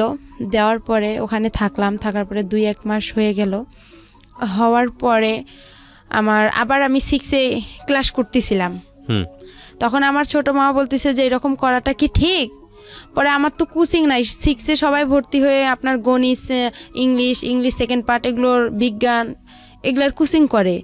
তখন আমাকে ওরা সবাই বলতেছে কিরে রে বা তুই মিঠু স্যারের কাছে ইংরেজি পড়বি। তখন আমি বাসায় এসে বললাম যেরকম প্রাইভেট দিতে হবে তো আমারে, কোচিং করতে হবে, না হলে স্যারেরা অনেক বকাবকি করে। পরে আমার ছোট মামা আলমগীর মামা আমাদের ক্লাস নিল, প্রথম ক্লাস গণিত। সেদিন উনি অঙ্ক দিছে, আমি অঙ্ক পারিনি। না পারার কারণে আমার মামা আমাকে 2 হাতে মানে একটা বড় বাঁশের লাঠি দিয়ে আমার 2 হাতে মানে 6টা কি 5টা মারছে অনেক জোরে জোরে। ক্লাস 6 এর ঘটনা? হ্যাঁ, ক্লাস 6 এর ঘটনা। কেন পারোনি? পরে আমি টেনশন, বাসায় আসলাম, আইসা খারাপ লাগলো যে আপন মামা হলে কি পারতো সে আমাকে মারতে। আমি তো, সে তো জানে যে আমাদের ফ্যামিলির অবস্থাটা কি, আর আমি তো কোচিং করতে পারবো না, আমার তো সেরকম সামর্থ্য নাই, আর আমি কোনো স্যারের কাছেও যা বলতে পারবো না। কিন্তু আমার মামার এখানে আরও একটা ভুল হয়েছে, সে বুঝতে পারছিল যে তার বোনের এতটা সমস্যা, আমার বাবার অবস্থা খারাপ, তার একটা উচিত ছিল যে তার সবগুলো স্যারদের সঙ্গে কথা বলে আমাকে সব হাফ ফুল মানে ফ্রি করে দিছে, স্কুলের যে বেতন মাইনাগুলো দেওয়া লাগবে না, উপবৃত্তি করে দিছে। তার একটা উচিত ছিল যে একটা এরকম অসহায় মেয়ে সবাই থেকেও না থাকা, তাকে আমরা একটু যদি কোচিং দেই, সব স্যারেরা মিলে সবাই যদি একটু হেল্প করতাম, তাহলে আজকে হয়তো বা আমার জীবনটা আরও বেশি ভালো হতো। তারপরে এভাবে আমি আবার কি করলাম যে দেখি কোচিং টুচিং পাইতেছি না, পরীক্ষাও দিতে পাইতেছি না। পরে আমি কি করলাম, ওই যে আপনার টেকনিক্যালে ভর্তি হওয়ার জন্য আমি বাসা থেকে মাকে চাপ দিলাম। আচ্ছা। পরে আমার কাছে কিছু টাকা ছিল, আমার দাদিও কিছু টাকা দিছিল, ওই দিয়ে আমি 2টা মুরগি কিনছিলাম বাসায়। মুরগি কেনার পরে আমার আবার যে বয়সটা, এই বয়সে আবার আমার জন্ম নিয়ন্ত্রণের কার্ড হবে না, জন্ম নিবন্ধন। হ্যাঁ, জন্ম নিবন্ধন, ওটা কার্ড হবে না। না হওয়ার কারণে এখন ওখানেও তো আমাকে ভর্তি নিবে না। ওখানে যে আপুগুলো পড়ছে ওদের সাথে আমি যোগাযোগ করছি যে আপু আমিও টেকনিক্যালে ভর্তি হব। পরে আমি গেলাম, আমাকে স্যারেরা বলতেছে তুমি অনেক ছোট, তোমার বয়স নাই, তোমাকে এখানে নেওয়া যাবে না। আর এখানে আমরা সাধারণত নেই 13 থেকে 14 বছরের মেয়েদেরকে, তোমার তো সে বয়সটা এখনো হয়নি, তুমি তো কথাই বলতে পারবে না। পরে আমি বললাম স্যার আপনারা তারপরে দেখেন না, এখানে তো গরিব অসহায় মেয়েদেরকে বেশিরভাগ নেওয়া হয়, যাদের পরিবার খারাপ। তারপর আমি বললাম যে আপনি আমার বাসায় যায়েন, যাওয়ার পরে দেখেন। পরে সেদিন গেলাম, নিল না আমাকে। তারপরে আবার আমি বাসায় আসলাম, আসার পরে মাকে বললাম যে আমাকে তো নিতেছে না। পরে আমার মামা, যে ছোট মামা গণিত মাস্টার, ওনার সঙ্গে আবার আমাদের হচ্ছে ওখানকার একজন ভালো ব্যক্তি, উনি খুব প্রভাবশালী লোক, ওনার সাথে আবার আমার মামার খুব ভালো একটা সম্পর্ক। পরে আমার মা কি করলো, ওনাকে বললো, ওনার দ্বারাই আবার কি করলো, ওনাকে বললো যে আমার ভাগ্নিটা এরকম টেকনিক্যালে ভর্তি হতে চাচ্ছে, ফ্যামিলি এরকম, একটু আপনি চেষ্টা করে দেখেন। উনি আবার হচ্ছে আমি যে প্রাইমারি স্কুলে পড়ছি ওই ম্যাডামের হাজবেন্ড। ও পরে এখন হচ্ছে আমার ম্যাডামও বলছে যে, ম্যাডামের বাসায় 2-3 দিন গেছিলাম, যাওয়ার পরে ম্যাডামকে বলছে যে আমার ম্যাডাম এরকম অবস্থা, আপনি তো সব কিছুই জানেন। ম্যাডামরাও সবাই জানতো যে আমার ফ্যামিলিটা এরকম। জানার পরে যাই হোক, ম্যাডাম কি করছে, আবার ওনার হাজবেন্ডকে বলছে, রেবাকে দেখো একটু চেষ্টা করে টেকনিক্যালে ভর্তি করে দেওয়া যায় নাকি। পরে স্যার উনি আবার গেল, যাওয়ার পরে স্যারের সঙ্গে কথা বললো ইউসেফ টেকনিক্যালে। বলার পরে স্যার বলতেছে আচ্ছা ঠিক আছে, আমরা দেখবো, আমরা আগে বাড়ি দেখবো, উনি বড় লোক না কীরকম, আপনাদের কথায় তো এখানে বিশ্বাস হবে না, আমরা নিজে গিয়ে যাচাই করে তারপরে নিব, আর উনি তো অনেক ছোট, তো বলতেছে একটু দেখেন চেষ্টা করে নেওয়া যায় নাকি। পরে এভাবে ওনারা আসলো, আসার পরে আমার বাসায় আমার এক খালা ছিল প্রতিবেশীও, পরে বলতেছে রেবাদের বাসা কোনটা। পরে আমি ওখানে আবার নাম চেঞ্জ করছিলাম, আমার নাম হচ্ছে আবার রেবা, 2 জন ছিলাম আমরা, থাকার কারণে নামটা হচ্ছে, আমার সাথে আরেকটা আপু ছিল, উনি আবার বলতেছে তুমি এত অসহায়, তো তোমার নামটা একা দিয়ে দিই। তা আমি আর এতটা বুঝি না, আমি বলছি আচ্ছা আপনাদের যেটা ভালো হয়। আর আমি আবার সবসময় বেশি এটা বুঝি যে আমাকে যে ভালো, মানে আমার একটা কোনো কিছু পছন্দ হলো অন্যের উপর আমি বেশি নির্ভর করি, আমি নিজের উপর নির্ভর করি না, যে অন্য তো আমার জন্য ভালোই বোঝে, আমার ভালোটা তো আমি কি আর বুঝবো। পরে ওই নামটা দিলাম, পরে আয়সা বললো একা বলছে, পরে চেনে নে, বলছে একা আক্তার রেবার বাসা কোনটা, পরে রেবার বাসা, বাবা একরামুল, মা খালাদা। বলার পরে আমার খালা বলতেছে ওইটা, ওর বাবা কি করে। আমি আবার তখন কি করছিলাম, মানুষের বাসায়, আমার মামার বাসায় ভুট্টা যে ছিলে, ওই ভুট্টা ছিলতে বসছি বৃষ্টির দিন। পরে আমার খালা পরে ডাকতেছে, বলতেছে রেবা তোর বাসা এরকম, রেবা রেবা করে চিল্লাচ্ছে। পরে স্যার নাকি বলতেছে যে ওকে ডাকতে হবে না, ওর বাসা কোনটা দেখায় দেন। পরে বলতেছে এইটা, বলতেছে আপনি কি সত্যি কথা বলতেছেন, বলতেছে হ্যাঁ। ওর কি সৎ মা, ওর বাবা কি ভ্যান চালক, বলতেছে হ্যাঁ। পরে বলতেছে ও মেয়েটাকে এখন ডাক দেন। পরে আমাকে ডাক দিল, পরে আমি বলতেছি, সালাম দিলাম যে স্যার আপনি ভালো আছেন? বলতেছে হ্যাঁ। বলছে তোমার বাসা? আমি বলছি এইটা। কয় তুমি যে ওই পাকা বাসা থেকে বের হয়ে আসলা? তাই আমি বলছি স্যার ওটা আমাদের বাসা না, আমি ওখানে ভুট্টা খুলতে গেছিলাম আর কি, ভুট্টা খুললে আর কি ওগুলা খড়ি, আমাদের অঞ্চলে বলে যে খড়ি, লাকড়ি রে, ওইটা আনার জন্য গেছিলাম। কয় তোমার মা? আমি কই আমার মা তো গরুর জন্য ঘাস কাটতে গেছে আর আমার বাবা ভ্যান নিয়ে গেছে। বলার পরে বলতেছে আচ্ছা তুমি তাহলে পরীক্ষা দিতে আসো অমুক দিনে। পরে আমি পরীক্ষা দিতে গেলাম, ছাটো এক বলতেছে তোমার বয়সটা বাড়াইতে হবে। পরে আমি কি করলাম, মা আসলো ঘাস কাইটা, আসার পরে মুরগির মাকে বললাম যে এরকম স্যার আসছিল বাসা দেখার জন্য, দেখছে আমারে ডাকছে, মানে জন্ম নিবন্ধন, তারপরে চেয়ারম্যান সার্টিফিকেট, স্কুলের 8 পাসের সার্টিফিকেট লাগবে। তখন তো আমি 6-এই পড়ি। পরে এখন মামাকে বললাম, মামাকে আবার মুরগি বিক্রি করলাম, মুরগি বিক্রি করে আমাদের চেয়ারম্যানের যে সার্টিফিকেট জন্ম নিবন্ধনটা ওইটা, চেয়ারম্যানের সার্টিফিকেট, ওখানে 100 টাকা দিয়ে ওই দুইটা উঠাইলাম, বয়স বেশি দিলাম, নামও চেঞ্জ করলাম। করার পরে এখন 8-এর সার্টিফিকেট, এখন ওই আমার আলমগীর মামাকে, ছোট মামাকে বললাম, তো বলতেছে টাকা লাগবে। তো এখন আমি বলতেছি মামা অল্প কিছু করে টাকা নেন, আমার কাছে তো এত টাকা নেই, আবার ছবি উঠাইতে হবে, আমার ছবি জমা দিতে হবে। পরে আর কি জন্ম নিয়ন্ত্রণের কার্ডটা নিলাম, তারপরে আপনার চেয়ারম্যানের সার্টিফিকেট নিলাম, 8 পাসের সার্টিফিকেটটা 100 টাকা দিয়ে নিলাম, নিয়ে ওগুলো সব জমা দিলাম। জমা দেওয়ার পরে স্যারেরা আমাকে নিবে না, আরেকটা স্যার আমাকে নিবে না, হেড স্যার ওখানকার, বলতেছে না এই মেয়ে চলবে না। পরে স্যার বলতেছে স্যার আপনি নেন। আমার জন্য ওই স্যার অনেক রিকোয়েস্ট করছে স্যারকে, তারপরে উনি আমাকে নিল, নিয়ে আমি ট্রেডে ভর্তি হলাম, টেইলারিংয়ে আর কম্পিউটারে। ওখানে আবার 1 বছরের কোর্স, 6 মাস নেওয়া হচ্ছে, আপনার মহিলাদের কাজ শেখায়, 6 মাস পুরুষদের কাজ শেখায়। ওখান থেকে আপনার আবার টাকাও দেয় ওরা, প্রতি মাসে 300 করে, খাতা কলম সব কিছু ফ্রি। ওকে, ওখান থেকে সব কিছু। পরে ওখানে আমি কাজ শিখলাম 1 বছর, 1 বছরে আমার 100 টাকা করে জমা থাকলো, 1200 টাকা। ওরা 400 করে দেয়, 100 করে ওখানে কাইটা রাখে। যখন আমরা ওখান থেকে বের হয়ে আসি তখন উনি 1200 টাকা স্যারেরা দিয়ে দেয়, আর ওনারা ওখান থেকে চাকরি দিয়ে দেয়। পরে আমি এভাবে পড়তেই থাকলাম, 6 মাস হয়ে গেল। হওয়ার পরে আমি যে হোক আমাকে বাসা থেকে আমি যে টাকাটা খরচ করি, এই টাকাটা আমার বাবা মা হিসাব চায়, বলতেছে টাকাটা তুমি দাও। পরে আমি ওই টাকাটা দিয়ে কি করে, আমি একটু ক্রিম কিনি বা আমার যেটা খাইতে মন চায় আমি ওইটা খেয়ে ফেলি, টাকাটা আমি বাসায় দিই না। আর টাকাটা দিয়ে বাসায় দিই না, তখন ওখান থেকে আবার কি করি, মার জন্য আপনার ব্লাউজ কিনি, পেটিকোট কিনি। কিসের কাজ করতেন আপনি ওই সময়? ওখানে টেইলারিং এর কাজ করতেন। টেইলারিং কাজ করতেন। লেখাপড়া বন্ধ হয়ে গেল? হ্যাঁ, লেখাপড়া আমার টোটালি বন্ধ হয়ে গেল, ক্লাস 6 এ থাকা অবস্থায়। হ্যাঁ, ওকে, বন্ধ হয়ে গেল। হওয়ার পরে আমি ওখানে কাজ শিখতেছি, শেখার পরে ওখান থেকে কি করি, যে জামা কাপড় বানানো হয়, ওখান থেকে আবার বিক্রি হয়। তা আমি আবার কি করি, সবাই সবার মার জন্য নেয়, আমি আমার মার জন্য ব্লাউজ, পেটিকোট এগুলো ওখান থেকে বানাই নিতাম টাকা দিয়ে। আমার যে টাকাটা পাইতাম আমি প্রতি মাসে, 1 মাস পর 300 টাকা, ওইটা দিয়ে আমি কি করলাম, আমার মার জন্য ব্লাউজ নিতাম, এটা নিতাম, আমার ভাইয়ের জন্য নিতাম, বা মাঝে মধ্যে বাসায় খাবার টাবারও নিয়ে আসতাম। এভাবে আমার কয়েকটা দিন চলে গেল প্রথম নতুন ভর্তি অবস্থায়। যাওয়ার পরে তারপরে আবার কি করলো, আমি হচ্ছে ওখানে আমার যে ওই আমার মার সৎ মার বড় ভাইয়ের ছেলে, নাম ওর হচ্ছে আলামিন। তখন এখন আমি আবার কি করলাম, আমার ছোট অবস্থায় আমি আবার রিলেশন মানে এতটা বুঝতাম না, কিন্তু ভালো লাগতো। আলামিনের আগে হচ্ছে ওখানে আরেক মামাতো ভাইয়ের সাথে, তার সঙ্গে আর কি আমার সম্পর্ক হয়ে যায়। ও হচ্ছে টেকনিক্যালে পড়ে, ও আগে বের হইছে। পরে বের হওয়ার পর ওই আমাকে ওখানে ভর্তি করাইছে, মানে খোঁজ দেওয়াইছে যে এখানে ইউসেফ টেকনিক্যাল হইছে। পরে ওই ছেলে আর কি, ওর সাথে আমার কয়েকদিন কথা হয়, হওয়ার পরে এটা নিয়েও আমার বাসায় খুব অশান্তি শুরু হয়। আমার মা আমাকে অনেক মারধর করে। আর আমি যে টেকনিক্যালে আপনার সকাল আমার 8টা বাজে মানে ক্লাস শুরু হইতো, আমি সকালবেলা উঠতাম, উঠে আপনার আরবি পড়তে যাইতাম, মুক্তব বলে, মুক্তবে যাইতাম। ওখান থেকে এসে আবার বাসায় প্লেট টেলেট ঘরটা ঝাড়ু দিতাম, আবার গোবর যে উঠায়, আমাদের গরু ছিল, গোয়াল ঘর, এগুলো পরিষ্কার করতে, হ্যাঁ এগুলো সম্পূর্ণ কাজ করতাম। করে ভাত পাইলে পাইতাম, না পাইলে এভাবে আমি অনাহারে চলে যাইতাম। আর আসতাম 1টা বাজে, 1টা বাজে আসে আমি আবার কি করতাম, উঠান ঝাড়ু দিতাম, সব কাজকর্ম করে তারপরে একটু ভাত খাইতাম। খাইয়া যদি একটু বিশ্রাম নিতাম, মা চিল্লাচিল্লি করতো, অনেক গালাগালি করতো খারাপ ভাষা করে। ওকে, পরে বলতো যে, আর ওই ছেলের সাথে আমাকে যখনই একটু দেখতো তখনই আমার মা মনে করতো যে আমি কি না কি করে ফেলছি। আইসা আমাকে মনে করেন হাতে যদি পাশুন থাকতো পাশুন দিয়ে মারতো, লাঠি পাইতো লাঠি দিয়ে মারতো। খুবই অশান্তি শুরু করতো আমার ওই মা। ওকে, আর আমি ভালো ঠিকভাবেও আমার মা আর বাবার কাছে আমি এমন কিছু পাইনি যে তারা আমাকে আদর দিছে, ভালোবাসা দিছে, মানে এতটুকু পাইনি।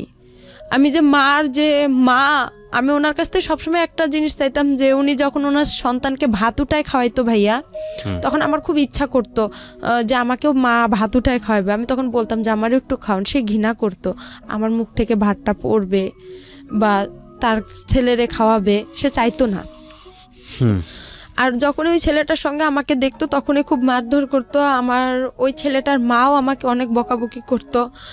আর আমি পারতাম না যে, আমি আবার চিন্তা করতাম যে ছেলেটাকে বিয়ে করলে হয়তো বা, আমি এতটুকু বুঝতাম না যে ছেলেটার সাথে আমি কথা বললে হয়তো বা মান সম্মান শেষ হবে বা এগুলো কিছুই বুঝতাম না।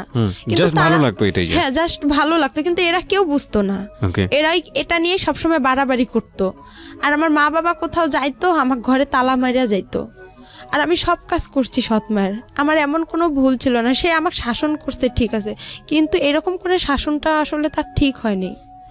সে আমাকে পারতো, বুঝাই বলতে পারতো, কিন্তু সে মারলে যে আমাকে মারধর করবে আর আমি বুঝবো, এটা কিন্তু ঠিক না। বন্ধ হওয়ার পরে আমি আমার ওখানে টেকনিক্যালে আমার 3 মাস হওয়ার পরে আমি কাজটা আমার রানিং হয়ে যায় ওখানে। কাজ রানিং হওয়ার পরে আমার মামি বলতো যে, এরকম এক মামি বলতো যে তুই তো অনেক বড় হয়ে গেছিস। তখন একটা ফোন কিনলাম আমি চুরি করে। ওই আলামিনের বোন ছিল ফেন্সি, ও আবার অনার্সে পড়তো কারমাইকেলে। পড়ার পরে ওই আপুর সাথে আবার আমার বেশি একটু ভালো সম্পর্ক ছিল। ও কিছু করলে আমাকে এসে বলতো, কোথাও গেলে আমাকে নিয়ে যেত, মানে আমার খুবই ভালোবাসতো, আদর করতো ওই মামিরা, আলামিনের বাবা মা, ওর বোন। ওখানেই বেশিরভাগ খাওয়া দাওয়া হইতো। তারপরে এভাবে আমাকে ওই মামি আবার বলতেছে, ফোন কিনলাম, কেনার পরে ওই ফেন্সি আপুর সিমটা আমার কাছে ছিল। ওই সিমে আবার ছিল ওর আলামিনের নাম্বার। আচ্ছা, তখন আবার কি করলাম, ওর সঙ্গে আমি কথা বললাম।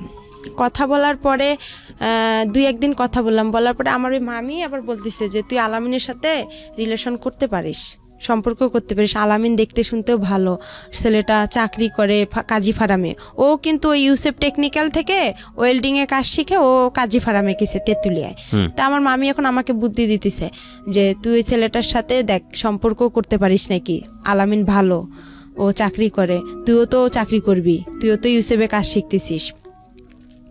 এভাবে বলার পরে তারপরে যাই হোক আমি ওর সাথে সম্পর্ক শুরু করলাম। সম্পর্ক শুরু করার পরে কিছুদিন যাওয়ার পরে এখন আমার মা জানা গেছে যে আমার ফোন আছে, আর আলামিনের সাথে আমার খুবই কথা হয় ফোনে। আচ্ছা, কিন্তু ও আমার সাথে সম্পর্ক করতে চায় না। তারপরেও আমার কেন যেন ওকে আবার ভালো লেগে যায়। প্রথমে ওকে আমি দেখতে পাইতাম না, ওকে মানে খুব খারাপ লাগতো। আমি বলতাম যে তোর গা, ও যদি ছুটিতে আসতো ওদের বাসায় আমি যাইতাম, তো বলতাম যে তোর গা গন্ধ করে, তুই আমার কাছে আসবি না। আর ও আমাকে মারতো, দেখতে পারতো না। আর দেখতে পারতো না বিধায় আমার বাবা যে আমাকে মারধর করতো। আর আমার বাবা কোনো কিছু হলেই থানা পুলিশ যাইতো। তো ওই আমাকে বলতো যে ওসি সাহেবের মেয়ে আসছে, দারোগা সাহেবের মেয়ে আসছে, আমাদের বাসা থেকে চলে যা, তুই এখান থেকে যাইতে বলছি, যা চলে যা, এরকম করতো। ওকেও আবার আমি দেখতে পারতাম না। কিন্তু হঠাৎ করে আমার ওর সাথে এভাবে হয়ে প্রেম একটা হয়ে যাবে আমি ভাবতে পারি না। যাই হোক, ওর সাথে আমার এভাবে কথা চলতেইছে। তারপরে আমি ওখানে 1 বছর কাজটা কমপ্লিট করলাম। করার পরে ও আসলো চাকরি থেকে। আমি আবার চাকরিতে যাব, আপনার ছাড়েরা চাকরিতে দিবে। আমার বাসা থেকে কেউ আমাকে চাকরিতে যাইতে দিবে না, আমার সৎমা যাইতে দিবে না, বিয়ে দিয়ে দিবে। আমার বলতেছে বাহিরে মানুষ যাওয়া ভালো না। ও এখানে আরেকটা কথা আছে, আমি যখন টেকনিক্যালে ভর্তি হইলাম ভাইয়া, তখন আমার যে মুরগি 2টা ছিল বলছিলাম, ওই মুরগি 2টা যে বিক্রি করে আমি মনে করেন এগুলো কাজ সার্টিফিকেট, জন্ম নিবন্ধন এগুলো জোগাড় করে যে দিলাম, তখনও আমার ওই সৎ মামিরা বলছিল যে ও তো ওখানে গেলে একদম খারাপ মেয়ে হয়ে যাবে। ও যে খারাপ, গ্রামে কত ছেলের সাথে সম্পর্ক করে, আর ওখানে গেলে তো অনেক খারাপ হয়ে যাবে। তা আমি তাদেরকে বলছি যে আমি ওখানে গেলে কিছুই করব না, কেন আমি মনে মনে তো আলামিনের সঙ্গে কথা বলি। তখন আর আমি ওখানে কারোর সাথে সম্পর্ক করব। পরে আমার বাসা থেকে কিন্তু যাইতে দিবে না, টেকনিক্যালে কেউ ভর্তি হইতে দিবে না। আমার মাকে ও আইসা সবাই কানাকানি করে, আর আমার মা আমাকে অনেক মারধর করতো। পরে আমি স্যারদের হাত পা ধরছিলাম, এমন কি আমার স্যারের হেড স্যারের পা পর্যন্ত চিপে ধরছি, ধরে বলছি স্যার আপনি আমার বাসায় গিয়ে একটু বললে হয়তো বা আমার মা রাজি হবে। পরে যাই হোক, স্যার আইসা কিন্তু বলার কারণে আমার মা রাজি হয়েছিল। কিন্তু আমার মামিরা আমাকে গ্রামের কেউ বলেনি যে মেয়েটা ওখানে গেলে ভালো হবে বা মেয়েটা একটা কাজ শিখবে, নিজের পায়ে দাঁড়াইতে পারবে, আমাকে এই উৎসাহটা কেউ দেয়নি। তারপর ওখানে আমার কাজটা কমপ্লিট হওয়ার পরে আমাকে স্যারেরা চাকরি দিবে। আমার চাকরি করার জন্য আমার ফুপির বাসায় গেলাম, ছোট ফুপির বাসায়, আমার দাদার বাসায় যায়। ওদের কাছে আমার ফুপা আবার ইন্টার পাস, তা বললাম আপনি তো শিক্ষিত মানুষ, তো আপনি একটু কিছু ভালো মন্দ বুঝবেন। পরে ওনাকে ডাইকে আনলাম, ডাইকে আনার পরে উনি আসলো, আসার পরে স্যারদের সাথে কথা বললো যে আপনারা কোথায় চাকরি দিবেন, কি আসল বিষয়, মেয়ে মানুষ। তো পরে স্যারেরা বললো যে আমাদের অনেক মেয়ে আছে, শুধু ও না, আমাদের এই ব্যাচের অনেক মেয়ে যাবে। আচ্ছা, ও ভালো জানে, কেন ও তো এতদিন পড়ছে, আর আমাদের এটা এমন খারাপ কোনো প্রতিষ্ঠান না, এটা আমাদের একটা সংস্থান থেকে এটা হয়েছে, আপনি চাইলে যাচাই করতে পারেন। আর পরে এখন স্যার বলতেছে দেখেন ওর তো সৎমা, আমার সৎমাও কিন্তু ওই আমার টেকনিক্যালে গেছে। ওখানে যাওয়ার পরে যাই হোক, পরে মাই কথাটা শুনতে পারছে। মা যখন শুনছে যে সৎমা বলছে আমার ফুপা যে ওর সৎমায় ওকে একটা ভালো কাজ দিন, আমার এই সৎমাই কথাটা শুনে আরও তার অবস্থা খারাপ হয়ে গেল। এভাবে আমি গাজীপুরে চাকরিতে আসলাম, গাজীপুরের নতুন বাজার, ওখানে আমি গার্মেন্টসে চাকরিতে আসলাম। আসার পরে আলামিনের সাথে আমার কথা হয়, কথা হওয়ার পরে এভাবেই আমার প্রায় অনেক বছর গার্মেন্টসে আমি 2 থেকে 3 মাস চাকরি করি। করার পরে আমার ভালো লাগে না, সব মেয়েরা পালায় পালায় চলে যাচ্ছে আমার সাথে যে মেয়েরা গেছে। আবার কিছু মেয়ে দেখতেছি আমার সাথে যারা ওখানে আছে, তারা একটা মেয়ের দুর্ঘটনা ঘটছে, আমি ওই দুর্ঘটনা দেখে আরো বেশি ভয় পাইছি যে আমারও না কি হয়ে যায়। পরে আলামিনকে বললাম যে এরকম অবস্থা, তো কইতেছে তুই চলে আয়, গার্মেন্টসে ভালো মেয়েরা যায় নাকি। পরে আমি ওখানে ঈদে ছুটি পাইলাম, ছুটি পেয়ে আমি কী করলাম, আমার যা জিনিসপত্র ছিল আমি সবগুলো নিয়ে চলে আসলাম। আসার পরে আবার আমি ইউসুফে গেলাম, ইউসুফে যাওয়ার পরে স্যারকে বললাম যে স্যার আমার তো ওখানে ভালো লাগতেছে না, আপনি আমাকে আবার একটা চাকরি দেন, আমি বাসায় কি করব, নাহলে আমার বাসায় বিয়ে দিয়ে দিবে। পরে আলামিনও ছুটিতে আসলো, আসার পরে স্যার কি বলতেছে একটা মেয়ে আছে সেলিনা নাম, ওর সাথে তুমি কন্ট্যাক্ট করো, কন্ট্যাক্ট করলে দেখো একটা চাকরি পাইতে পারো। ও নারায়ণগঞ্জে ডাচ বাংলা প্যাক লিমিটেডে চাকরি করে, ওখানে ভালো ব্যাগের কোম্পানি, ওখানে যাও।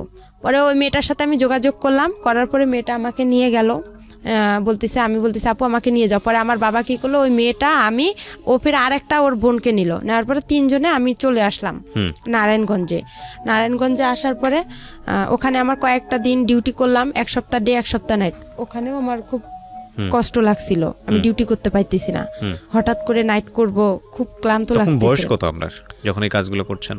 তখন আমার বয়স হাইয়েস্ট হলে আমার বয়সটা আমি বলতে পারবো না, কিন্তু কোন ক্লাসে পড়ার বয়স?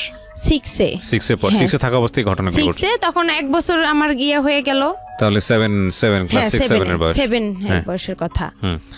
তখন এইভাবে আর কি মনে করেন ওখানেও যে ডিউটি করলাম, করার পরে এখন আমার বাসা থেকে আমার ফোন গেল, যাওয়ার পরে আমি ফোন গেল, আমার আলামিন ফোন দিল, দিয়ে বলতেছে তোর বাবা মা সারাসারি হয়ে গেছে। আচ্ছা, আমি শুনে অবাক হয়ে গেছি, আমি খুব ভেঙে পড়ছি। ভেঙে পড়ার পর আমাকে ওই সেলিনা আপু বলতেছে যে তোমার কি হয়েছে একা। তো আমি বলতেছি আপু এরকম বিষয়, আমি এখন কোথায় যাব। আমি তাকে সব পুরো ঘটনাগুলো বললাম, সেও কষ্ট পাইতেছে, বলছে আচ্ছা তুমি কোনো টেনশন করো না, আমার বাসা আছে, তুমি এখানে চাকরি করতে থাকো। পরে আমি এই টেনশনে আর চাকরি করতে পারি না। আর আলামিনের সঙ্গে আমি দিনরাত কথা বলি, রাতের 8টা বাজে যদি ওর সাথে আমি কথা ধরি, আপনার দেখা যায় যে আমি ভোর 6টা পর্যন্ত ওর সাথে কথা বলতাম। আর কিন্তু ডিউটিতে যাইতে পারতাম না, পালায় থাকতাম, আমি ডিউটি করতে পারতাম না। আবার ওই হোটেলের যে খাবার আমাদেরকে কোয়ার্টার দিছিল, মেসের আন্টিদের খাবার আমি খাইতে পারতাম না। বাহির থেকে যে খাবার কিনে আনবো, আয়না ঘরে রাখতাম, রান্না করতে পারতাম না, সিরিয়াল দেওয়া লাগতো। যাই হোক, এভাবে করে আমার ওখানে 1টা বছর চলে গেল, কিন্তু ওখানে আমি কারোর সঙ্গে রিলেশন করলাম না। আমাকে অনেক ছেলে প্রপোজ করলো যে তুমি বিয়ে করো, স্যারেরাও খুব হেল্প করছিল যে আমরাই তোমাকে বিয়ে দিব। পরে আমি বলছি না আমার বিয়ে হয়ে গেছে, আমি মিথ্যা কথা বলছি যে আমার বিয়ে হয়ে গেছে এরকম। ওই ছেলে এখানে ও টেকনিক্যাল থেকে পাশ করে ওয়েল্ডিং থেকে আপনার কাজী ফার্মেও চাকরি করে, আমি সম্ভব না। পরে আমি এভাবে ডিউটি করতে পারি না। পরে আলামিনের সঙ্গে কিন্তু আমার চুপে চাপে দেখা হয়, ও আসে রংপুরে, আমিও রংপুরে যাই আমার বান্ধবীর বাসায়, ওখান থেকে ওর সঙ্গে দেখা হয়। এভাবে দেখা হওয়ার পরেই ওর সঙ্গে আমার প্রায় 2-3 বছর চলে গেল। 2-3 বছর চলে যাওয়ার পর ওকে আমি বললাম যে আমাকে বিয়ে করো। তো বলতেছে যে বয়স এই বয়সে আমাদের বিয়ে হবে না। তখন আমি বললাম যে এই বয়সে বিয়ে হবে না, তাহলে তোমার কি প্রেমের বয়স হয়েছে? প্রেম করতে বলছে হ্যাঁ আমার প্রেমের বয়স হয়েছে, আমার বিয়ের বয়স হয় নাই। তখন ওই মেসের আপুরা যারা বড় আপু ছিল সবাই আমাকে বলতেছে যে দেখো একা তোমার হচ্ছে ওই ছেলে তোমাকে কখনোই বিয়ে করবে না। তারপরে যাই হোক এভাবেই চলে গেল। পরে আমি আবার রংপুরে চলে আসলাম। ওই ছেলে আলামিন আমাকে মেসে থাকার জন্য টাকা দিল, আমি লালবাগে মেসে উঠলাম। ডাইরেক্ট রংপুর থেকে সেলিনা আপু, যে আপু আমাকে নারায়ণগঞ্জে নিয়ে গেছে, ওই আপুর বাসায় আসলাম। আসার পরে ওখান থেকে ওর খালাকে, আবার ওর খালা মেসের বুয়া ছিল, পরে ওই বুয়াকে বলল যে খালা দেখেন এই মেয়েটাকে মেসে উঠানো যায় নাকি, মেসের লোক আমাকে নিবে না, মালিক বলতেছে মেয়ে তো পড়াশোনা করে না, আর আমাদের এখানে যারা পড়াশোনা করে তার ভার্সিটির মেয়েরা এখানে হোস্টেলে থাকে, এ এইভাবে থাকবে, আর এর টাকা কে দিবে। পরে খালা আবার বলতেছে দেখেন ওই মেয়ের বিয়ে হয়ে গেছে, শ্বশুর বাসা থেকে মেনে নিচ্ছে না, আপনি দেখেন একটু। পরে যাই হোক উনি আমাকে উঠাইলো। উঠার পরে 2-3 মাস আমাকে আলামিন মেসের সিট ভাড়া দিল, আমার খাওয়া খরচ দিল। পাশে আবার ওখানে থাকতে থাকতেই পাশের রুম লাবণী আপু আছে, লাবণী আপুর সাথে আমার খুব পরিচিত, উনি আবার রোকেয়া ভার্সিটিতে পড়ে। পরে আপুকে সব কথা বললাম। পরে আপু বলতেছে ওই ছেলে তোমাকে কখনোই বিয়ে করবে না, ও একটা ফালতু ছেলে, তুমি এসব বাদ দাও। পরে আমার কাছে একটা টাচ ফোন ছিল, ওই ফোনে ওর সাথে কথা হয়। পরে কিছুদিন ওর সাথে আমি কথা বন্ধ রাখি। ও আমাকে লাস্ট টাকা দিয়ে গেছে মেসের ভাড়া, দিয়েও আমার আর ফোন ধরে না। ওকে বলছিলাম যে তুমি আসো রাজবাড়িতে, আমি দেখা করব, আমার ভালো লাগতেছে না, আর একা একা থাকি, আরও খারাপ লাগে। সব আপুরা চলে যায়, আমি মেসে একাই থাকতাম ভাইয়া। পরে ওকে ডাকলাম, ও আসে না, ও ফোন বন্ধ করে রাখছে। পরে ওর খালাতো বোনের কথা বলে, দেখছো মরিয়ম অনেক ভালো, আমারে ভাত উঠায় খাওয়ায়, এটা খাওয়ায় ওটা খাওয়ায় অনেক। পরে এইভাবেই ওর সাথে ওর বন্ধুকে বলা হয় সব কথা, যে ও এরকম করতেছে কেন, ও আমার সাথে কি, ও আমাকে বিয়ে করবে কি করবে না। এর ভিতরে আমি কাজী অফিসেও গেছিলাম যে বিয়ের খরচ কত টাকা লাগবে বা কি বিষয়। তারপরে ও আমার ফোন বন্ধ করে রাখছিল, ওর সিমটা একদম বন্ধ করে রাখছিল বা চেঞ্জ করছিল। এরপরে ওর কথা হয় না। পরে লাবণী আপু কী করলো, ওখান থেকে আমাকে আরেকটা মেসে দিল, ওই মেসের সিট ভাড়া বেশি। পরে বলতেছে তুমি এই মেসের সিট ভাড়া কম আছে, ওখানে যা 2-1 মাস থাইকা পরে চাকরি একটা খুঁজা, যে কোনো একটা দেখা যায় পার্লারের কাজ পাইলে তোমার আর কোনো সমস্যা নাই। পরে ওই মেসে গেলাম, ওই মেসেও আর আমাকে নিচ্ছে না, বলতেছে তোমার বাসা কই কি কই। পরে আমি ঠিকানা দিলাম, আমার বাসা নীলফামারী, আমি হচ্ছে মডেলে পড়ি। এই ঠিকানা অনুযায়ী আমি ওখানে থাকলাম। থাকার পরে 1 মাসও থাকলাম না। থাকার পরে লাবণী আপুর সাথে আবার যোগাযোগ করলাম যে আপু দেখেন। পরে পার্লারের কাজের জন্য লাবণী আপু, আমি আর একটা আপু হাসি আপু ছিল, 3 জনেই ওরা আমার একটা চাকরির জন্য খুব চেষ্টা করলো। পরে সারাদিন হাঁটাহাঁটি করলাম, কোনো পার্লারে নিচ্ছে না আমাকে, আমি কাজ জানি না, আর ছোট মানুষ, বলতেছে ও কী কাজ পাবে, এ বয়সেও কাজ পাবে না। পরে এই কথা বলার পরে আমি আবার কি করলাম, ওরা লাবণী আপু বলতেছে একটা পাইলাম, পার্লারে একটা কাজ পাইলাম, ওনার নাকি মেয়ে নাই। তো বলতেছে আমারও তো মেয়ে নাই, আর আমার যে মেয়ে পার্লারে কাজ করে উনিও ধর্ম মেয়ে ওনার। তো বলতেছে আচ্ছা ওই মেয়ে আবার আমাকে নিবে না, যার পার্লার সে আমাকে নিবে না। বলতেছে না আমি তোমাকে নিব না। প্রথমে বলছে নিবে, তারপরে বলতেছে যে না নিবে না।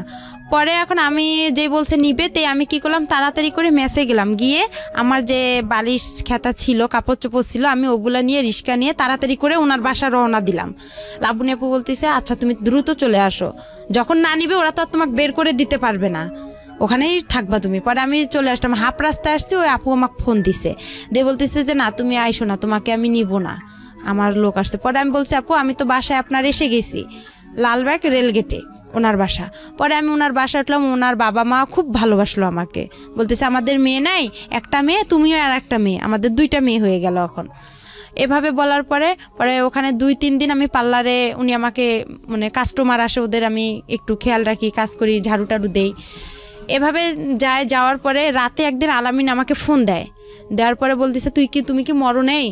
তা আমি বলছি আমি তো বিষ খাইতে ধরছিলাম, আমি মিথ্যা কথা বলছি যে আমি বিষ খাইছিলাম, এরকম অনেক পুলিশ টুলিশ আসছিল, আমি তোমার নাম বলে দিছি, ওকে আর কি এভাবে বলছি।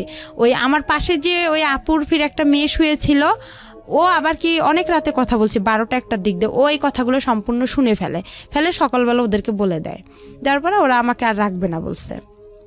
তখন আমি কি করলাম, লাবণী আপুর কাছে গেলাম, ওরাও ভয় পাইছে যে ওর যেহেতু ওখানে জায়গা হচ্ছে না, ও তো আমাদের কাছেই চলে আসবে।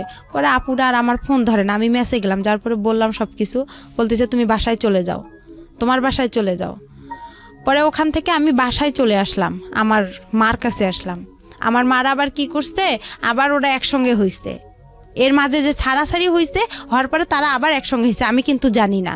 কিন্তু তাদের সাথে আমার 2-1 দিন কথা হয়েছে। হওয়ার পরে তাদেরকে আমি বললাম যে আমি তো এরকম নারায়ণগঞ্জ থেকে চলে আসছি। প্রথমে জিজ্ঞাসা করে তুমি কতগুলো টাকা ইনকাম করছো, আমার বাবা আর আমার মা জিজ্ঞাসা করে। তো আমি কই আমি তো অসুস্থ ছিলাম, আমি পারিনি ইনকাম করতে। তখন আমার মা কয় আমার ভাইয়ের ছেলের সাথেই তো সারাদিন কথা বলো, তো ইনকাম করবা কই থেকে? তখন আমি বললাম আমি অনেক অসুস্থ, আমি বাসায় যাব। পরে তারা বলতেছে আচ্ছা ঠিক আছে আসো। পরে যাই হোক আমি বাসায় আসলাম, আসার পরে আবার আমাকে ঢাকায় পাঠানো হইলো গার্মেন্টসে। আমার মা বলতেছে বাসায় থেকে কি করবা? পরে ওখানে আমার এক চাচা চাচি আছে, ওনাদের কাছে গেলাম ভাই, আমি যাই ওখানে গার্মেন্টসে ভর্তি হইলাম। গার্মেন্টসে চাকরি পাইলাম না, হ্যাঁ চাকরি পাইনি, না পাওয়ার কারণে অনেক কয়েকদিন ঘুরলাম, আমাকে কোথাও নিচ্ছে না। ওখানেও বলতেছে আমি ছোট। ওখানে আবার কয়েকদিন থাকলাম, থাকার পরে ওখানেও এক ছেলেকে পছন্দ করলাম, যে আলামিন তো আমার সাথে সম্পর্কই করতেছে না। তো ওখানে আর এক ছেলেকে পছন্দ করছিলাম, এটা আমার দাদাবাড়ির এলাকারই, নাম রতন ছিল, ছেলেটা ইন্টার পাস ছিল। ও আর কি বাসা থেকে রাগ করে গার্মেন্টসে কাজের জন্য গেছিলো। পরে আমার সাথে দেখা হয়, ওকে আমি আর কি বলি যে আপনাকে আমার খুব ভালো লাগে, আমি আপনার সাথে রিলেশন করতেছি, আমি এইভাবেই ডাইরেক্ট ওনাকে বলছি। তো উনি আবার কি করছে, ওর যে ভাই ছিল, ওর খালাতো ভাই, ওর বাসার আমার বাসা একসঙ্গে, ও আবার আমার বড় আব্বার ছেলে হয়, ওর খালাতো ভাই। পরেও বলছে ও তো আলামিনের সাথে এরকম এরকম হয়ে গেছে। পরে রতন বলতেছে না আপনি যেহেতু আগে রিলেশন করছেন আমার পক্ষে সম্ভব না। তখন ওটাও আমার ক্লোজ হয়ে গেল। পরে আমি চাকরি পাইতেছি না। পরে আমার কি ওই যে চাচা চাচির কাছে আমি থাকি, ওনারা আবার কি করলো, আমাকে ওই যে চাচার কাছে আমি প্রথমে গেছি, সে চাচা আমাকে রাতের বেলা, আমি তো চাকরি পাইনি, ওনার মেয়ে আছে, ওয়াইফ নাই, ওয়াইফ সাইরা দিছে, মেয়েটা আমার সাথে একটু বড় হবে 1 বছর, ও গার্মেন্টসের চাকরি পাইছে। ওর বাবা হঠাৎ করে রাতের বেলা মেয়েটা ঘুমাইছে, উনি আইসা হাত দিতে চাচ্ছে মানে মুখে, মনে করছে আমি অনেক ঘুমাই গেছি, কিন্তু আমি তো ঘুমাইনি। তখন আবার আমি হচ্ছে ফেসবুকও চালাইতাম হালকা পাতলা, অতটা বুঝতাম না, মেসেঞ্জার করতাম বা নাটক টাটক দেখতাম। উনি পরে আমি ওখান থেকে বাসায় ফোন দিলাম রাতেই, যে বাবা এরকম এরকম উনি এরকম করতেছে চাচা। পরে কী করলো, ওখান থেকে আমাকে আরেক চাচার বাসায় পাঠানো হলো। পরে বলতেছে দেখেন আমার মেয়েটাকে নেন, ওকে একটা চাকরি দেন, গার্মেন্টসের চাকরি। পরে ওখানে থাকলাম, ওই রতনের সাথে যে সম্পর্ক করতে চাইছিলাম, এটা আর কি আমার চাচা চাচি জানাই গেছে, বলতেছে এই মেয়ে তো বেদব। আর আমি কথা বলি ফোনে বেশি। আচ্ছা, আমার ফোনে তখন অনেক রং নাম্বার আসছিল, তো আমি কথা বলতাম। পরে আমার যে চাচা চাচি ওটা পছন্দ করতো না। পরে আমাকে কি করলো, ওখান থেকে ওরা বাসায় পাঠার কথা বলছিল। পরে আমি ওখানে পেপারে দেখলাম ফার্মে, কাজী ফার্মে নিয়োগ দিছে। পরে আবার আমি ওদেরকে বললাম যে এরকম চাচি কাজী ফার্মে নিয়োগ দিছে, আমি এই চাকরিটা অনেক দিন ধরে করতে চাই, আমার খুব ইচ্ছা, এখানে নাকি অনেক স্যালারিও দেয় ভালো, কাজও কম। পরে যাই হোক ওখান থেকে এখন বাসায় আসবো, টাকা নাই গাড়ি ভাড়ার। পরে আলামিনকে ফোন দিছি যে আমি এরকম অবস্থায় আছি, আমার কিছু টাকা দেও। আবার আমাকে 1500 টাকা দিছে। ওই টাকা দিয়ে আমার চাচা সহ আমরা বাসায় চলে আসলাম। বাসায় আসার পরে আমার মা বাবা অনেক অস্থির হয়ে গেছে, মানে আমাকে মারবে না ওরা কি করবে, মানে ওরা বুঝে উঠতে পারতেছে না। পরে কিছুদিন যাওয়ার পরে একটা হচ্ছে আমি আপনার কাজী ফার্মে বললাম যে এরকম নিয়োগ আসছে। আমার চাচাকে আবার বললাম যে চাচা যাই হয়েছে, আমি রতনের সাথে যেটাই করছি, বা আপনার আমি হাত জোর করে আপনি বাসায় যা মা বাবাকে একটু বুঝা বলেন আমাকে যাতে একটু পরীক্ষাটা দিতে দেয়।